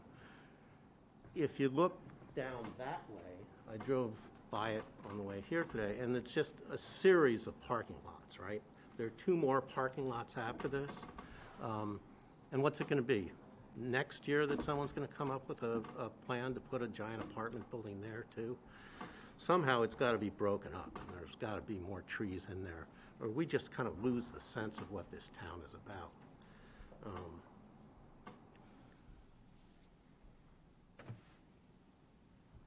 To my way of thinking, well,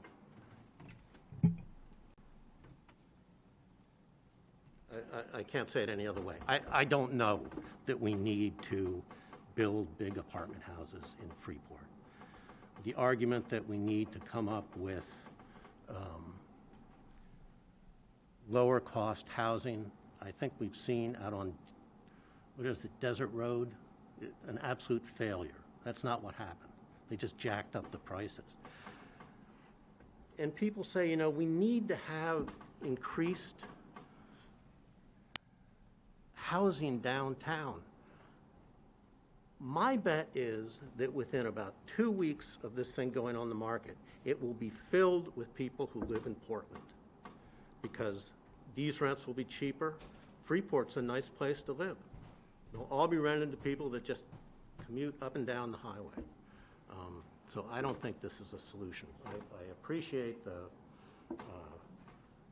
I think I know which apartments Mr. Wilbur was talking about, the building, and you did a great job there. And it's really nice having kind of individual houses. Maybe it's not practical economically, I don't know. But certainly that would be my preference. Thank you. Thanks. Any other members of the public that wish to speak on this application?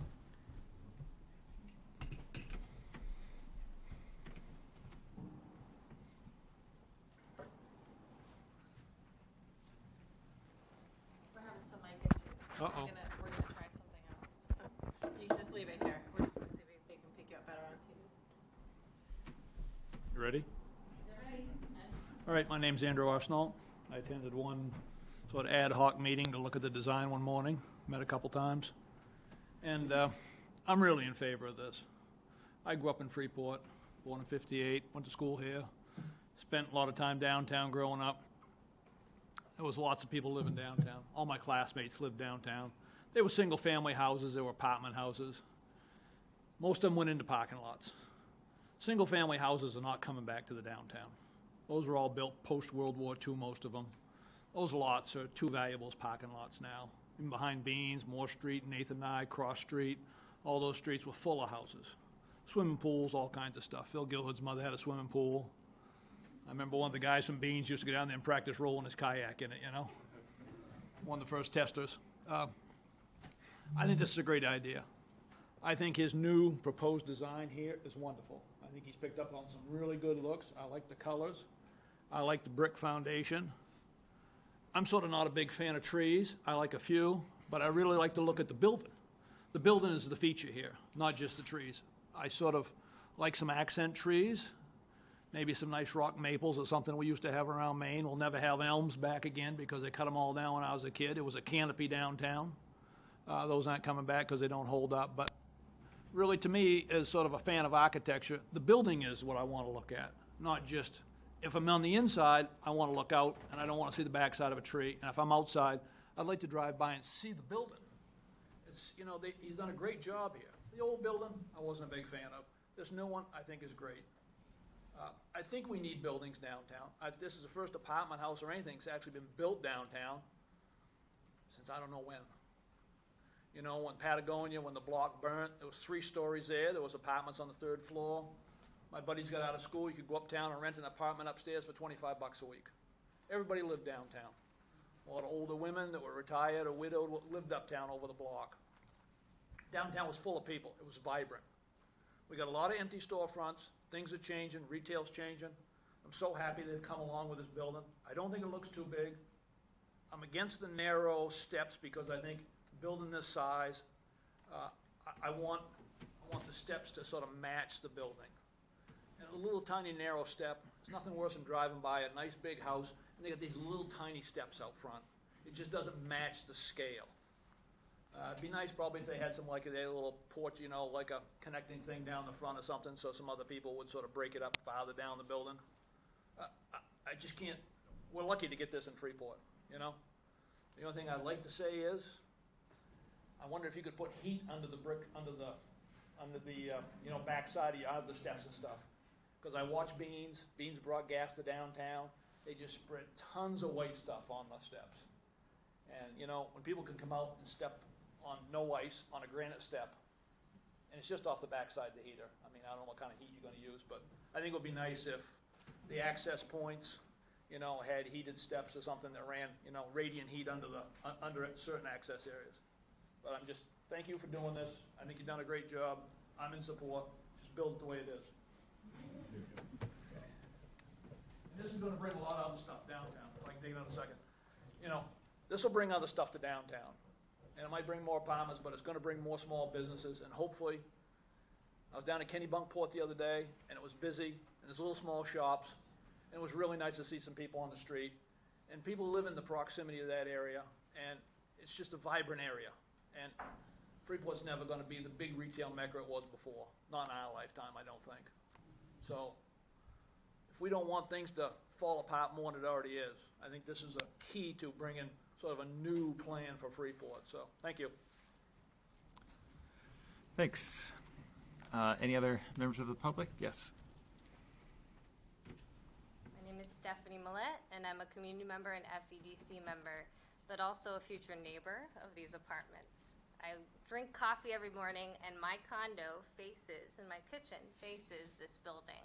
Right now when I drink coffee or if I get up in the middle of the night, I hear echoes across an empty parking lot. I see the back of stores. I see the back of Freeport Community Services. And I never see people unless they're going to their car. So I couldn't be more excited to have 67 plus new neighbors walking around and making me feel a little bit less alone when in the middle of the night I'm looking out in a small town where sometimes it feels dead. There's nothing there. So I'm really excited to see community members come in. And I'm excited as a former retail employee who walks around and sympathizes with key holders as they're, you know, closing up their shops and moving out of Freeport.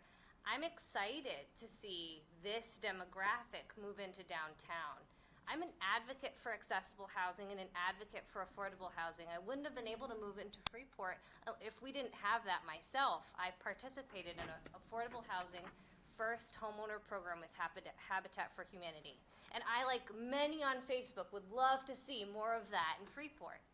But here is a puzzle piece where we have closing businesses because we have seasonal tourism. I see it all year round. Other than when we have a really big concert at El Bean or Christmas, those parking lots aren't full. And there aren't people regularly trafficking them.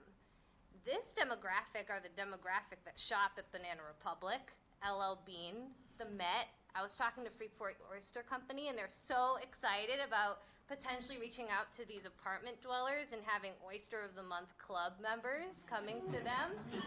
I mean, this is really exciting for us, and if we have another development just like it, this is the demo for the retail.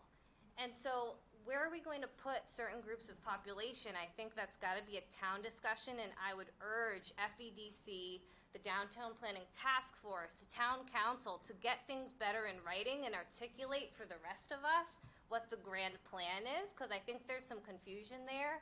and to articulate what market rate housing and affordable housing mean, because for members of the public like myself who aren't architects, we do end up walking away hearing market price, that's going to be affordable, and then thinking down the road, wait, there must have been some back deal. Apartment rates must have gone up, but that was never the plan. Market rate usually means market rate, but we have to talk in terms that our community members can understand. And that often has to fall on town leadership, not on any, on FEDC or on us to interpret for one another. I'm excited to see market rate housing here. I'm excited to see the singles and whoever moves in of all ages, whether they be retirees or whatever, because I know that they'll be paying the rate that then goes into the stores to shop year round. And that means more businesses and small businesses and employment here in town. I work for a small business. I want to see jobs here stay. So that's my spiel, and I'm really excited about this project. Oh, and I would like to say a roof idea, because I work in grants, and so I've seen untraditional things happen. I had thrown out the rooftop garden last time, and I totally see here, if something's expensive, you can't do it. I get it. But there are some grant programs with like pollinators and different things, because urban areas tend to be really awesome environments for bees randomly, and so there are some cool things happening in the grant world where you might be able to actually get funding to do something cool with the roof. But I wouldn't pressure you to do that any more than I would walk into LL Bean and make them turn their flat roof into a garden. So I would appreciate it if you looked into it, because I think that would be really fun to observe from my window with my coffee. Thank you. Thanks. Any other members of the public that wish to speak? Hi there. My name is Brett Richardson. I'm the Executive Director of the Freeport Economic Development Corporation. And FEDC's board unanimously endorsed the downtown vision. And this is a great embodiment of that downtown vision. Downtown housing is a huge priority. It'll bring people downtown, more foot traffic, more shoppers. Also create opportunity for folks to stay in the community, young people who are having a hard time finding housing in the community. This will create opportunities for them, as well as elders who are looking to downsize and stay in the community. Maybe they don't want to mow that 2-acre lot or trim those bushes. This gives them an opportunity. So looking at this, relative to the train station, we had a great meeting today with NEPRA, the Northern New England Passenger Rail Authority. They're excited about this as well, and I think we can leverage this to bring more partners into town. Build momentum on this downtown vision. So FEDC encourages you to support this project. Thank you. Thanks.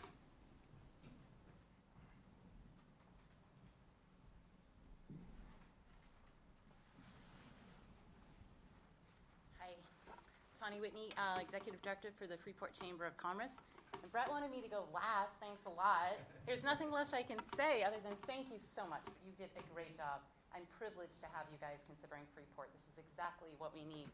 Mary Davis and I, President of FEDC, consulted 13 different businesses to try to help us with our downtown revision. And the number one thing they said, if you want to support commerce downtown, you have to have housing. And so this is an opportunity that is right in front of us, and I think we should absolutely go for it. So thank you for your thoughts tonight.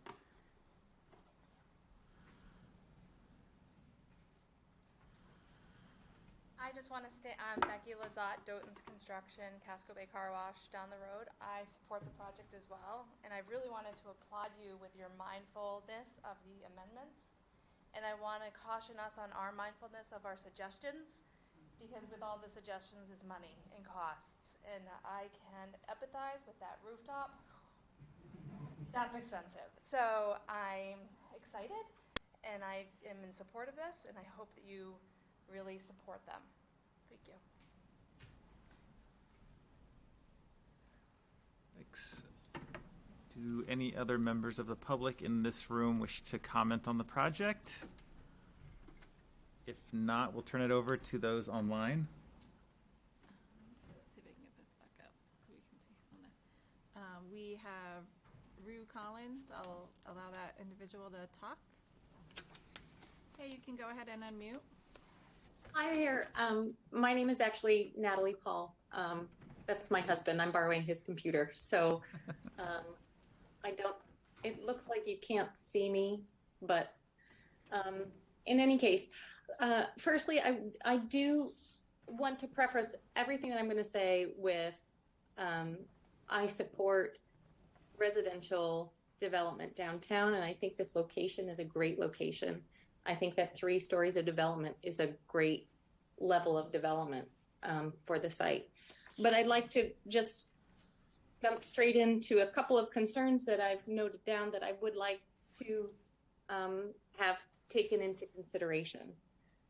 The first, which I think is a sort of fundamental part, is with the unit mix and having so many smaller dwellings. I think adding a few more 2-bedroom units might be helpful to provide that stepping stone of housing for younger couples who are trying to start families but can't break their way into a larger home market.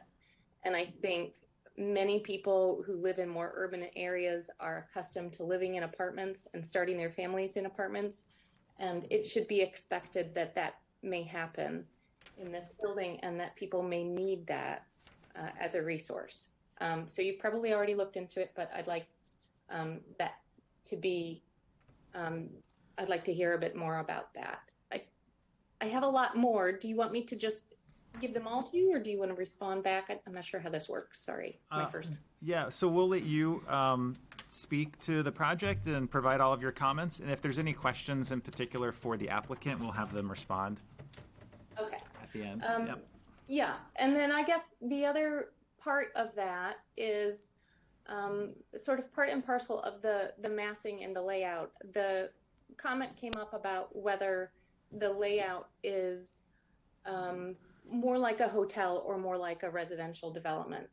And looking at the plans, it is remarkably hotel-like with, I think, did I count 23 or 23 doors for a single core and a very long corridor, which will not be daylit. So it's a double-loaded corridor that's very long. Typical good design guidance tends to recommend no more than 8 doors per building core, and I'm surprised to see such a relentless plan. And I think part and parcel to that is the sort of commentary that people are having on the front doors that are private but look public, but look, and I think what you're seeing there is a sort of response to, well, that building is so long it should have a door. And of course it should, but I think there needs to be some follow through there. And I think that the building would benefit from having an additional circulation core and from having some breaks in that core. Having that single extra long corridor in the inside makes for a living environment that is quite unpleasant and impersonal. So that is a concern. And I think that part of the building, the long elevation, might benefit if you were to take, for instance, the very long elevation along Depot Street and divide that into 3 masses and give it at least 2 common doors in from Depot Street, then that would both enliven Depot Street and it would also give people a place to walk to a front door from Depot Street. So if you're visiting someone, you could go in a front door from Depot Street on foot. Right now, if you're visiting someone and you're walking to their home, there's a wayfinding issue with the way the elevation is currently laid out.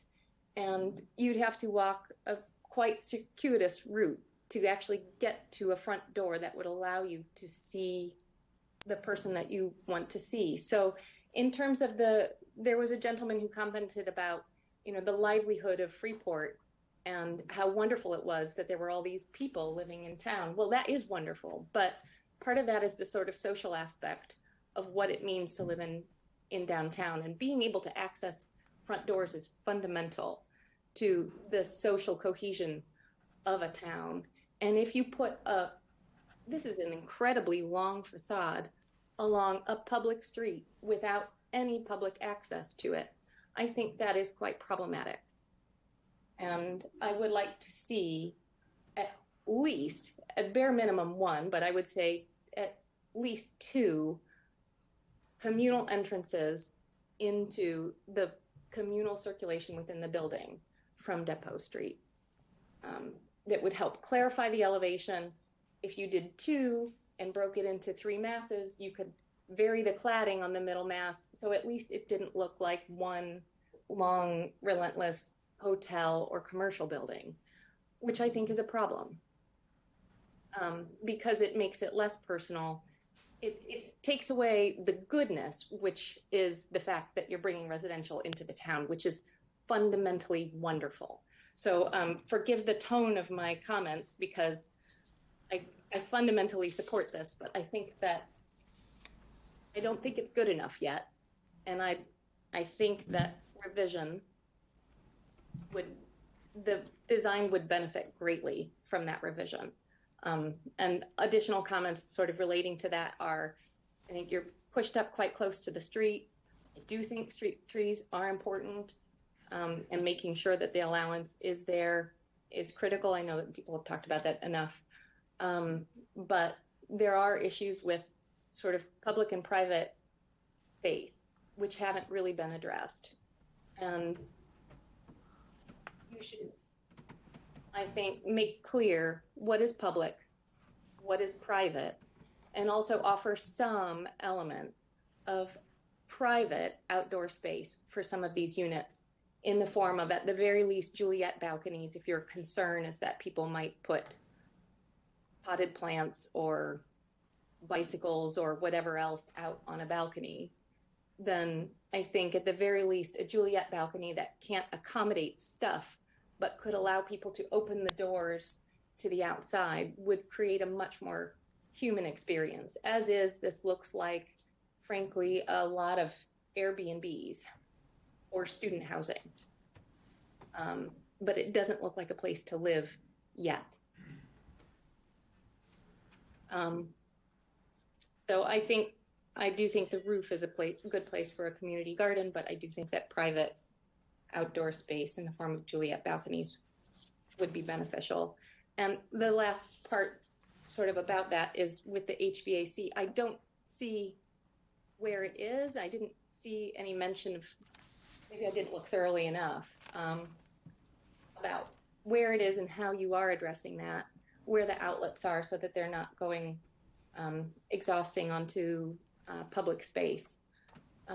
But also just wanted to check that it has cooling as part of that. I think that probably covers enough, and I would love to hear some feedback if that's possible. Okay. Mr. Chairman, Thank you. may I Sure. ask this commenter a question or clarification? Yeah. Clarification, sure.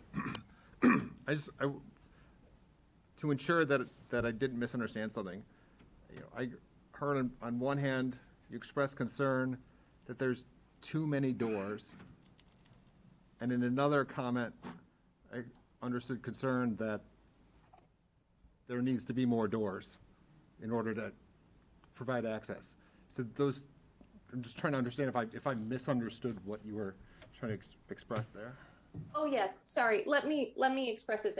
It would be so much easier if I could do a hand sketch for you. But really, what I'm trying to say is, I think you need more communally accessed doors into the communal circulation points in the building. I think that the scale of the doors that are currently on the Depot Street elevation make them appear to be public doors, and they're not. Other people have noted that as well this evening. I think the scale of those doors is fine, but that at least two of those should be made to be communal entrances. And aside from that, you should make a distinction. So there should be at least two clear, publicly accessible doors off of Depot Street so that people can walk along Depot Street and meet their friends from the street, rather than having to walk all the way around the building to go inside the building if they're going as a visitor to this building. I think that's part of what makes a building knit into the community. And it's also part of what makes your building plan hopefully slightly dramatically less relentless from the inside. Those are extremely long corridors and way too many doors per building core. Okay, thank you. Thanks. I'll turn it over to the applicant if you'd like to go up to the podium and respond to any of the questions or comments that were raised. Not sure how to respond because this is internal design, and I think we've met the criteria that's in the ordinance, and selecting where a building places or how many entrances. We have entrances on Mill Street. We added the one on the other end of the building, and we're comfortable with how it flows. And the number of apartment units, that's really up to the developer to select who his market is. So not sure how to respond to the other items. It's more look and feel, and we tried to address the board's concerns and the ordinance as written. So, Yep, thanks. Okay, do we have any other members of the public online that wish to speak? Yes, you have Maura Pillsbury. I'll move her over to talk. Okay. Okay, Maura, you can unmute. Thank you. Can you hear me? Yep. Hi, everyone. Thank you so much for this opportunity to comment on this proposal. I'm here on behalf of a group of concerned Freeport residents called Progressive Freeport. And I just want to make clear that we support housing in the downtown area. We think it's a key part of the downtown visioning plan, and we understand the importance of housing in the downtown area to the future of our community and the vibrancy of our community. What we are concerned about is the fact that there is not affordable housing and that all of these units are market rate. And, you know, while the idea of young people moving in or retirees, like single older women moving in, is a great one, we're concerned that those people won't be able to afford to live in a place like this. And we just wanted to bring to, and we know that this, you know, affordable housing in Freeport is not the project review board's purview. We understand that, but we wanted to bring to your attention that the Freeport Social and Racial Equity Committee recently recommended to the town council to direct the planning board to develop recommendations and standards aimed at improving housing diversity and affordability in Freeport. So this committee that we have in Freeport is advocating for diverse housing to help us have a vibrant community and be able to execute our downtown visioning plan. So our Freeport Social and Racial Equity Committee feels that affordable housing is a key part of our downtown visioning plan. And this currently does not include affordable housing. It only includes market rate housing. So the town council is likely to take this up at their next meeting in September. And we believe that approvals for new developments should be paused until the town council has an opportunity to address this important recommendation. We believe new developments should not move forward without discussion of the cost and affordability of new housing. Our state is in a housing crisis, and the need for affordable housing far outweighs the supply. We need more affordable housing in Freeport. And our proximity to Portland and access to public transport, along with shortage of workers for downtown businesses, makes us an ideal place to create affordable, accessible housing. So we would just like to put these points forward to you because we're sharing them with the town council and the planning board as well. And we feel, you know, that everyone talking about this being such a great development for our community is true. It is. We do feel that developments like this would be great for our community if they were affordable and if a diverse group of people could afford to move to our community and live in them. Thank you very much. Thank you. Anyone else online? You don't have any other hands up online right now. Okay. Could I say something? Yes. Thank you. I'd like to second the last speaker. I came from a state where affordable housing was put off, ignored, and now the state has a mandate requiring all towns to develop all properties with 10% affordable. And I understand that's a big hit for a developer. And although there's no mandate now and no state requirement for Freeport or a local requirement for Freeport to do so, we could be leaders. Just putting two affordable units in would show intent, good intent, to broaden the base or the number of people who could take advantage of downtown living, and might just keep the pressure off, because what you want to do, I think, is do what's best for your town willingly and not wait till you're mandated to do it. So I just think in the spirit of what this former speaker said, it'd be great if one could consider it. Thank you. Are there any other comments from the public or the board? If not, yes, we do have another. I'd like to address the affordable housing issue. We have Oak Leaf, we have Varney Square, we have Maple Leaf, we have some on Summer Street, we have some at Griffin Woods, we have some on Spring Street, we have some all around town, and there will probably be more coming online. I would assume at some point there'll be some more built in Freeport. We have some out by the tracks, right across from the community center down there. So, I think we have quite a few affordable units in town now. And there will probably be more built at some time.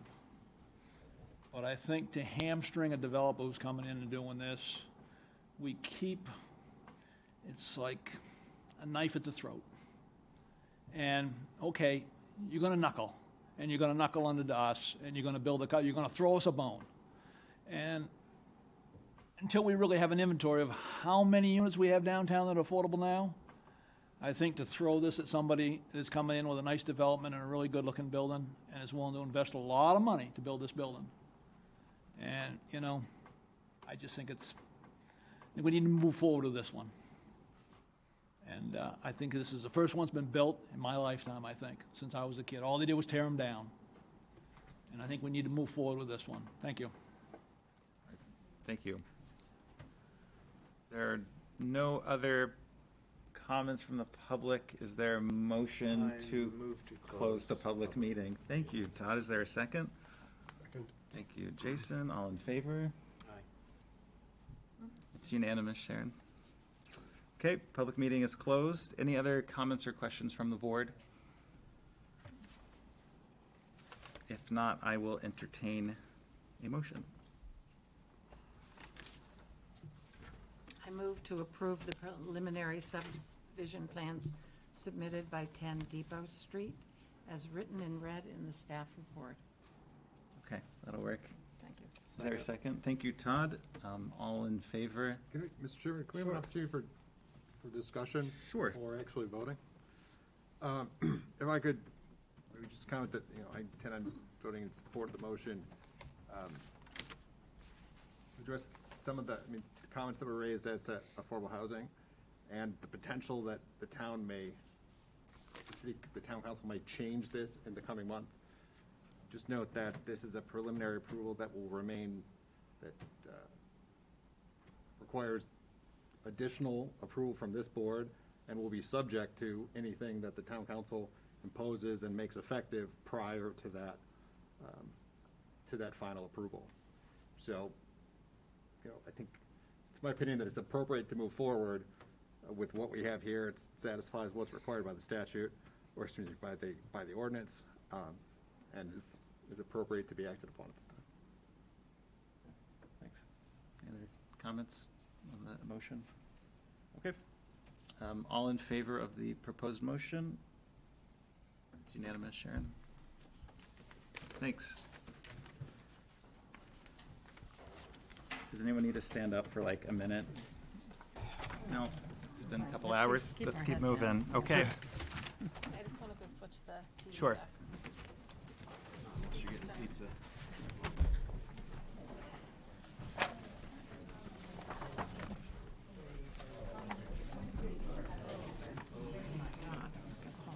Should we be keeping this? Or are they going to give us a whole new one next? Probably something new next time. That's what they said, is just leave the stuff.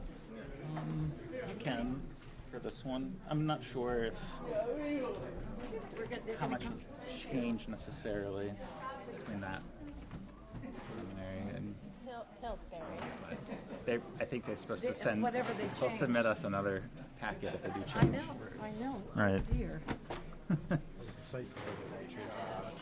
Right. It's No. more Right. developed in their drawings. Exactly. I liked your. Okay. Yeah. Moving on to the next agenda item. It's the Harris-Secret Ridge Sketch Plan Subdivision Application, and I will turn it over to Caroline.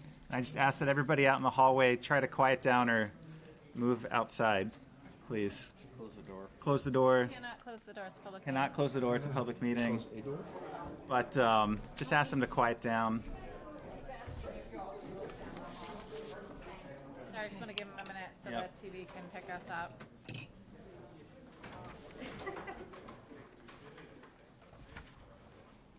Okay. I think we're quieter than we were. Go ahead, Caroline. So Harris-Secret Ridge, so this applicant has been before you a few times. They were before you in April for preliminary discussion. That's when you actually held the public hearing. You held the public hearing, but then you tabled the review of the application for some additional information. There's a lot of information presented last time, and it wasn't consistent between the digital and paper submission. So the applicant has worked hard on cleaning up their submission and giving the board the additional information that they requested. One of the big issues flagged prior to the last meeting was the issue of the septic systems and if they were going to meet the required minimum lot area under state requirements. The applicant worked with the code officer, who is the local plumbing inspector in the state of Maine, and it appears that they do meet the minimum lot area. However, during the process working with the state, there was an issue flagged with the wells that the way they were previously designed, they would have all been individual public water suppliers, which has a whole lot of rules and wouldn't have worked, is the short summary. So the applicant's back before you. You'll see the septics are pretty much the same. They will be shared septics. They gave you information on test pits, the nitrate plumes, the hydrogeologic information, but they have moved to a system with 3 community wells. They would be public water suppliers by the state of Maine, which will require regular reporting and testing. They need to have adequate provisions in the legal documents to make sure that there are plans to protect these community assets in the future with regards to the septics and the wells. We are going to need, I think, a little more information on some of the test pits just to make sure they meet that limiting factor, just to have the applicant do an extra review. Access, we talked about that at the last meeting. They do have to meet the municipal subdivision and zoning standards, but the entrance permits would come from the state. Those permits have been issued. Copies were in the submission. They also updated their traffic information with an additional memo from the traffic engineer stating how they feel that the standard has been met. They would not trigger a traffic movement permit from DOT. Public Safety's reviewed the plans. We would want them to get final sign off from the fire chief. We sent them, or all the applicants, some information about the fire truck radius, and then to also figure out sprinklers and fire protection, but again, that would be incorporated into the final plan. There's no public utilities, so again, private wells and septics. As we talked about with the last subdivision, electric would have to be underground. They are missing some information on soil test pits. I know they have it, so I think they just need to submit a plan that shows passing and not passing in the final submission and be clear on that. Due to the size and nature of the project, they do require site location of development permit from the Maine DEP. That review is underway. They have gotten some comments and made some revisions. They also have to demonstrate they meet the municipal standards. We just got the information on Thursday that Adam needed the updated information to review stormwater. You got some comments from Adam today, but they did not include comments on stormwater because he hasn't had time to go through it in fine detail. At a high level, he did not feel that there was anything overly concerning, typically nothing that would result in a huge change. They could be working towards that for preliminary approval. Open space, there was no updated net residential acreage calculation in the submission, so that needs to be submitted. We need to take another look. One of the numbers had seemed off a little bit, but once we get the updated numbers, again, not really a concern. We're talking about a decimal point. They could easily move the line if they need to do that. There was talk about the open space and possibly transferring it. You gotta keep those open. Mary, we have to keep them open. Can you send them outside? But you can yell at them. That's okay. They've talked about giving the open space possibly to the Freeport Conservation Trust. There was no information on that in the submission. So that would need to be included in the final submission, including any legal documents. There was a phasing line included on one of the plans, but they would need to include a phasing plan with timelines and some details if they want to get that approved. Overall, I would say there needs to be some additional cleanup to the plans, but there's nothing concerning that hasn't otherwise already been noted in staff comments. And applicants here, if you guys have questions. Great. All right, thank you, Caroline. I'll turn it over to the applicant if you have anything to add. Sure, thank you. Can I project real quick? Yep. Can you press the button on the side of the computer, number 2? Then you should be good.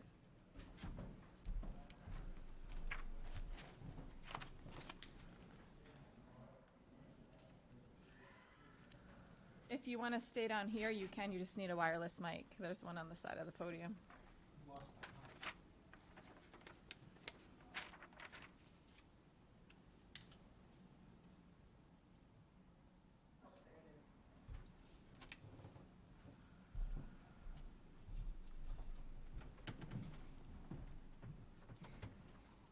Thank you, Mr. Chair. Thank you, Caroline, for all your help getting us back here. Appreciate your time tonight. As Caroline summarized, the biggest change since April has been the wells. The good benefit from that is we were able to locate the 3 community wells such that we didn't have to move anything else. So the plans in their original design are intact as is, which is really good. We've also, as we've changed to a community public water supply, we've updated our narratives to reflect stormwater and wastewater, water supply, and groundwater. We've obtained our MDOT permits. We've got the high-intensity soil survey provided. With the new wells, we have an updated utility plan, so that has been provided as well. We've provided some updated stormwater calculations based on some comments we got from DEP. Confirmations of the compliance of the town ordinances for traffic, similar for stormwater. There was some questions about vernal pools, so we provided all of that information along with some photos, nitrate plume plan, and then just today we got back from Caroline. We'd received the truck turning requirements by the fire department, so we've provided an auto turn plan showing that the trucks, that Pierce apparatus definitely, without question, can navigate our proposed neighborhood.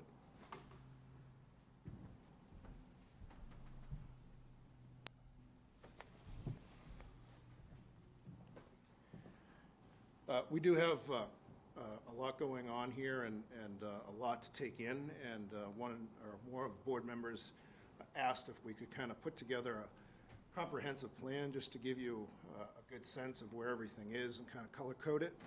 So we've located where all of the soil borings, test pits are, bearing in mind that every septic field, which are shown here in orange, has 5 test pits within each of those. Our stormwater facilities are in the pink color, and our wetlands are in green. And behind that, you can see our utility plan and our house layout plan and our roads.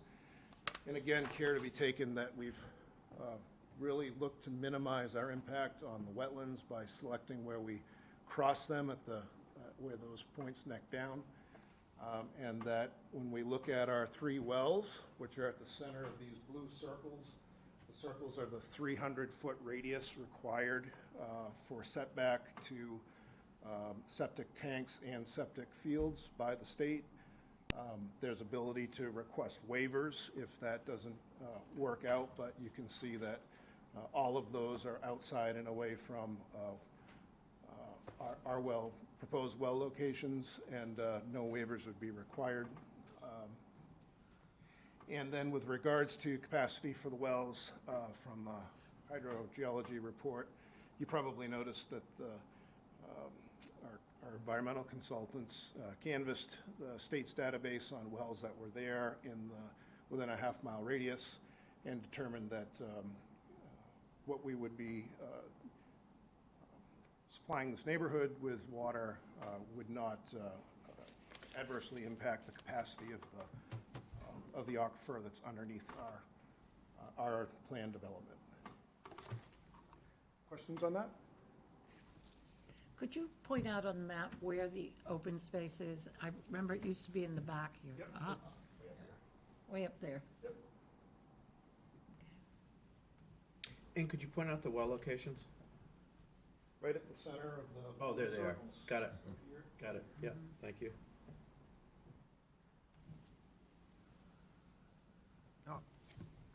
As to the reference of the long-term health of groundwater, which document are you referring to that reaches that conclusion? Is that the section 15 groundwater document, or is there another document that I've overlooked? There's a second document. Which document's that? Regarding the water supply? All right.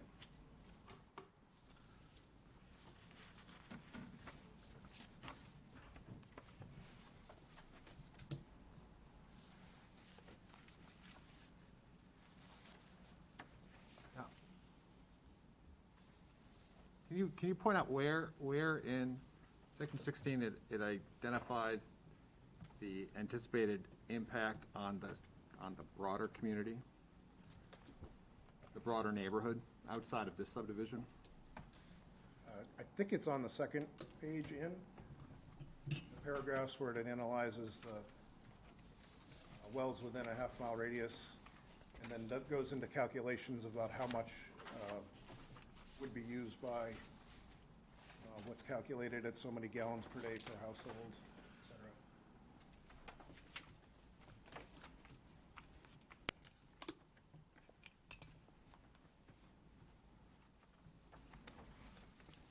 Forgive me, I'm looking at this document, I don't see it. Can anyone else help? If I can put me in the right place that we actually have an assessment of how it affects the broader neighborhood.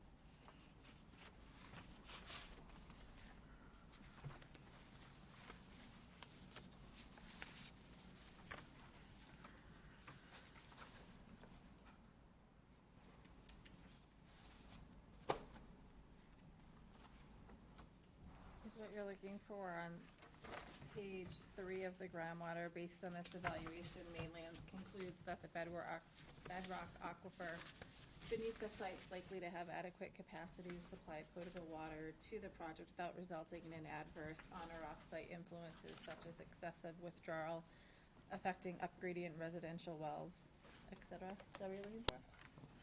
Yep, that's on page 3, paragraph A. The groundwater document. Yeah, on the groundwater.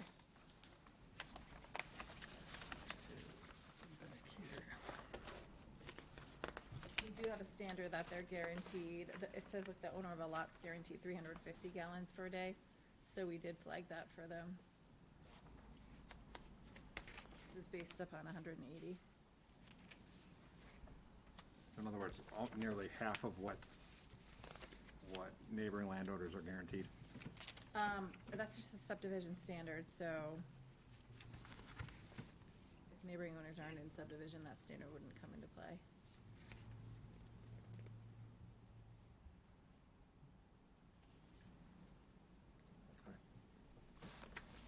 I just have a question, and I don't know how relevant it is, probably not relevant, but for the 3 wells, the community wells, what happens if the power goes out? Is there backup power? There will be backup generation for those, yep.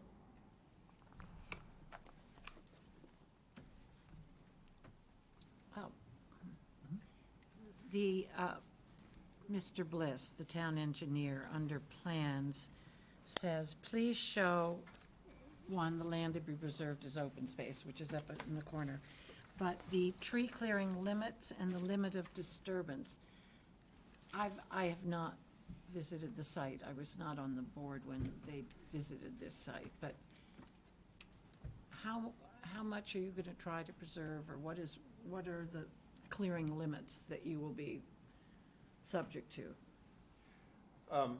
The lot was logged probably 15 to 20 years ago, so most of the high-quality trees are unfortunately gone. We're going to try to keep the ones that are there and work that into our plan. But there's 45 acres that are going to remain untouched, and from what I understand, the plan is to extend the trail system over there from the neighboring trail system that the trust already owns, which I think is a great use of that space and does not touch any of the trees that are growing there now. Nothing that will come down. We show right here a stream buffer, which is a limit of no disturbance at all that can happen within a mapped stream that's on the back section. I wish there was a beautiful stand of pines or something there that we could work around and design around, but unfortunately most of those trees are gone. But is there a lot of blowdown? Are there a lot of dead trees? no, it's mostly small saplings and a little bit larger. Okay. A lot of scrub brush. Right. Yep. A lot of understory growth. Right. Thank you. And we will have a clearing plan with our final set of documents that you guys would approve. Clearing and replanting. Sure. Right. Yep. That's good. Thank you.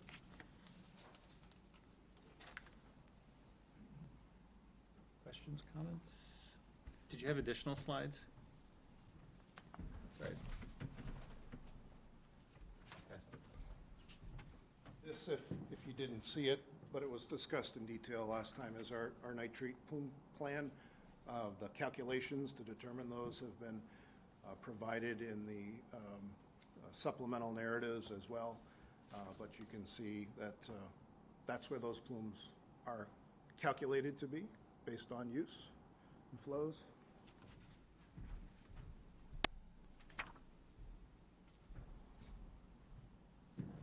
Then adding more detail to our phasing plan, it's a little washed out on the screen, but the background of the site plan is behind here. There is a line that's drawn that delineates phase 1 from phase 2. We would like to get started following all of our permitting and approvals this fall, starting with site clearing. There is a fair amount of blasting that will need to be done. And then we'll move forward with stormwater and site utilities into next summer, along with the roadways right behind it, and then the home construction starting. Phase 2, ideally, would follow right on behind that. And you can see that the dates overlap such that both phases are looking to complete in the next 3 to 3.5 years. Will people move in to the phase 1? They would be able to, yes. I guess I'm thinking if you've built everything and it's all nice in the front, and then you have trucks going through it to get to the back for 2 years, would it make sense to do it the other way? Build the back part first and then move your way to the road? I don't know. If I just bought a new place, I wouldn't want to have all these construction vehicles driving by my door for 2 years. I don't know if it's feasible. It just is a common sense sort of thing, you know. And that's all I have for slides. Okay. Yeah. Or even like the north road is done first and then the south road second, even doing it that way too, right? Yeah. Maybe something to consider. Usually they start at the beginning though, because you wouldn't want them to only build the back and then not do their front infrastructure, and then something go bad And regardless, the roads would have to be built out, you kind of can't get to. right? If it was back first. Any questions or comments for the applicant from the board? One more question. Turning back to the color-coded plan.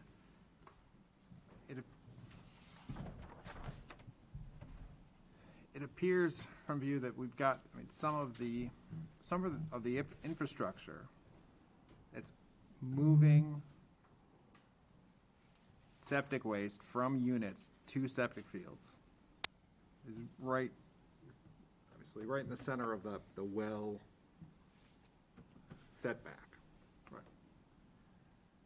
Am I seeing that correctly? In other words, the Underground piping, and there's a few cases where a small lift station will be required, yes. So we do in fact have underground septic piping moving through the area that is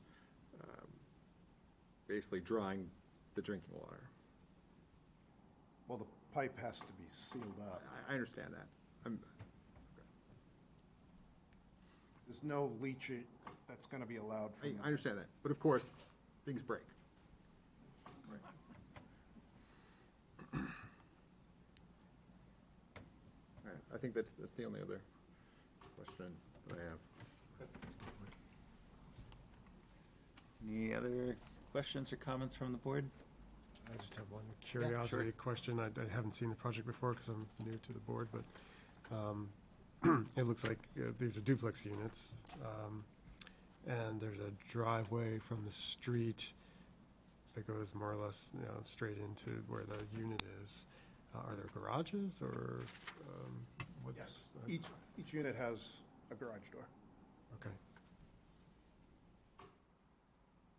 So I guess I don't know what the question is, but just thinking along the lines of what makes for a pleasing neighborhood. It sounds like there'll be a lot of garage doors right on the front side of the houses here. And I guess a corollary to that is, does the development involve landscape of the yards and along the street edges or trees, or just something that sort of lends things back together after it gets taken apart? Yep. There's a widened shoulder dedicated and will be striped for pedestrian use. And in the middle is right here, see the walkways, is a common area and park with a gazebo envisioned so that there's a place for community to gather as they walk the neighborhood. From a landscaping perspective, we're going to try to keep the plantings natural to the neighborhood and lawns and all of that kind of thing, but buffers where we can preserve and not have to disturb the trees that are there. And those plans will come to us further down the road. For final, yes. Yep.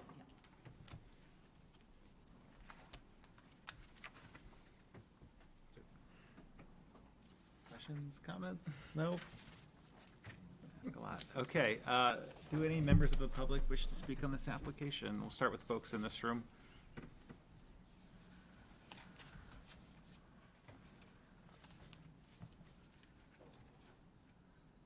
Okay, we'll turn it to folks online.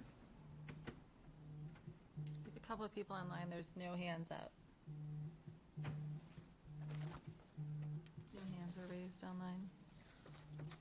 Okay. There aren't any other questions or comments from the board or the public. I'll entertain a motion for this application. Chairman, I think I'd move that prior to acting on preliminary approval that we request a peer review as to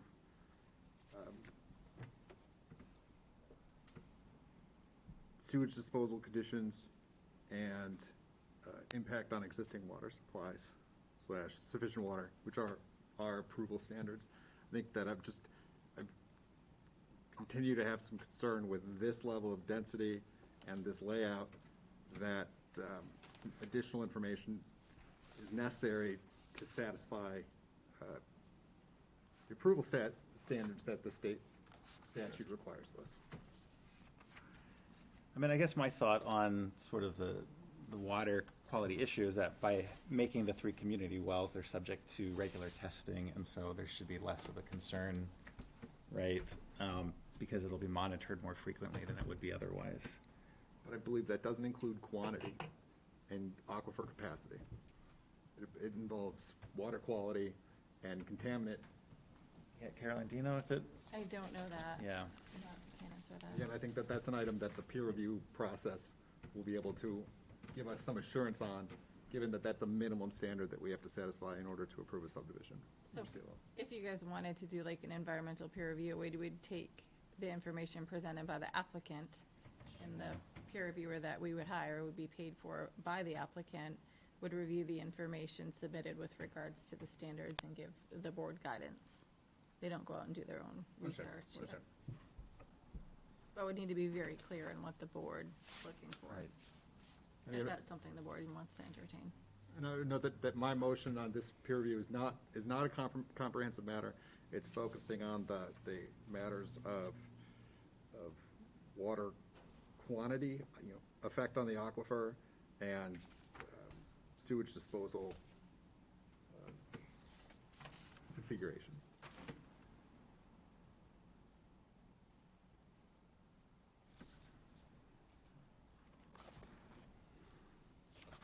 Any other thoughts from the board? I think that seems pretty reasonable, actually, with understanding the potential, or what's the right way to put it? Sewer force mains running through this setback zone for the water supply, just to understand if that is truly allowable in a best practices sense. Are we allowed to approve it, the preliminary, with condition that this request be met? You could do, yes, we talked about some of these things at the last meeting because you didn't have the information. The board didn't know. They didn't want to jump the gun and require peer review without seeing what the applicant submitted. So you could do it, you could add a condition that they have it peer reviewed prior to returning for any final approval. If it came back and something was flagged, then if it didn't really significantly change the layout, the applicant could make any change and incorporate it into their final plan. If for some reason there's something that would result in a significant change to the layout, then would have to revisit that. And so what you really have from the applicant so far is you have the groundwater section, which deals with the quantity for the aquifer. You could have the peer review of the hydrogeologic assessment, including the plume plan. And what am I missing? I think the suit, well. Impact on neighbor. Impact on neighboring, which is in the groundwater issue, as well as just the configuration of the sewage disposal. So I think that would be the peer review of the hydrogeologic assessment, because that shows the plume plans and.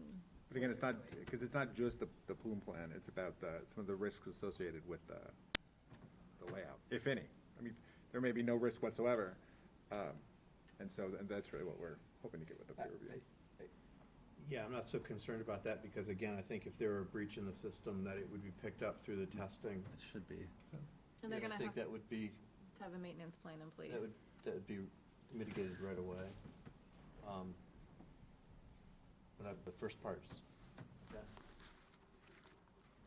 Did you have something to add? Am I okay to speak? Yeah, sure. I just want to add, as a condition of a public water supply, we need to hire a public operator, certified operator, who does testing on a monthly basis to ensure that there is no contamination there.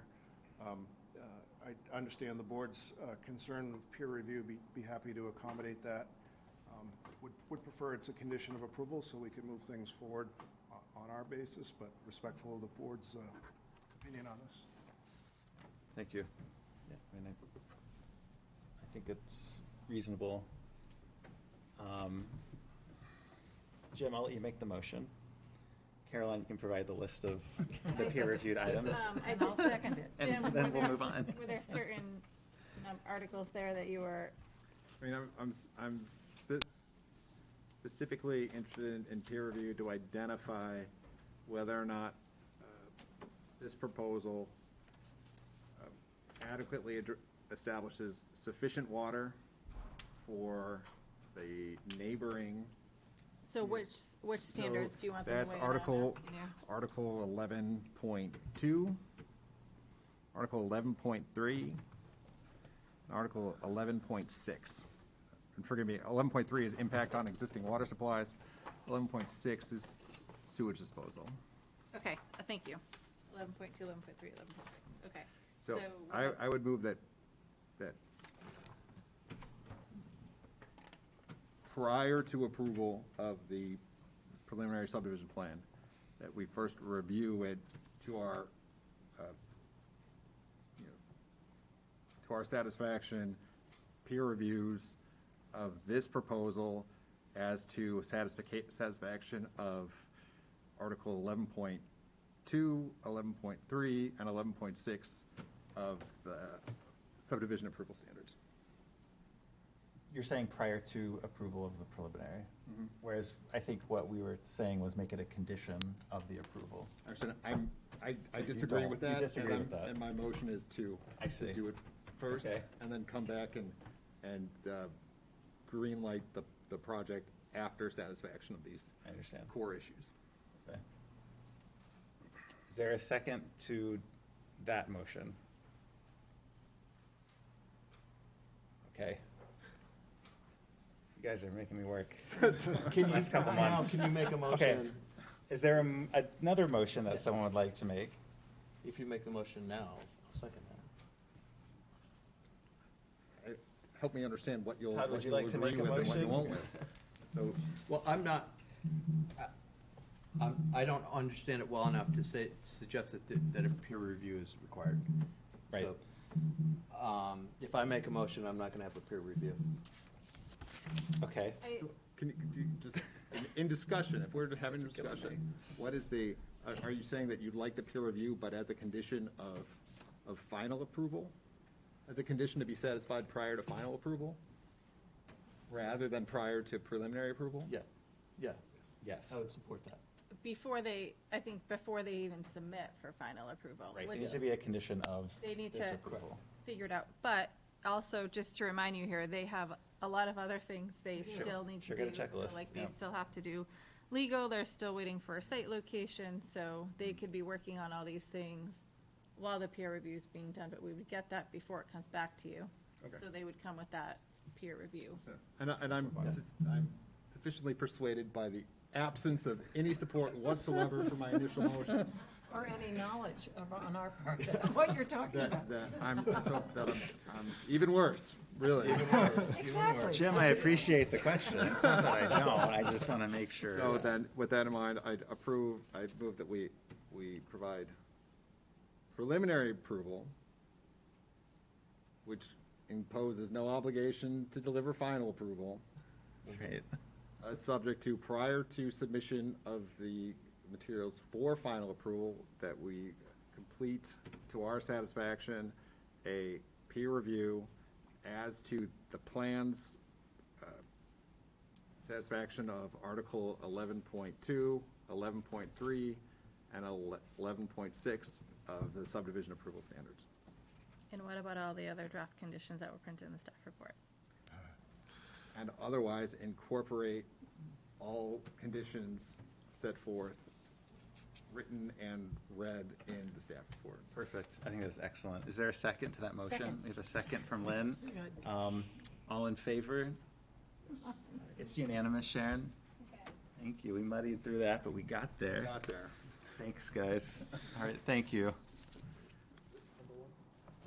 Okay, the next item on our agenda tonight is persons wishing to address the board on non-agenda items.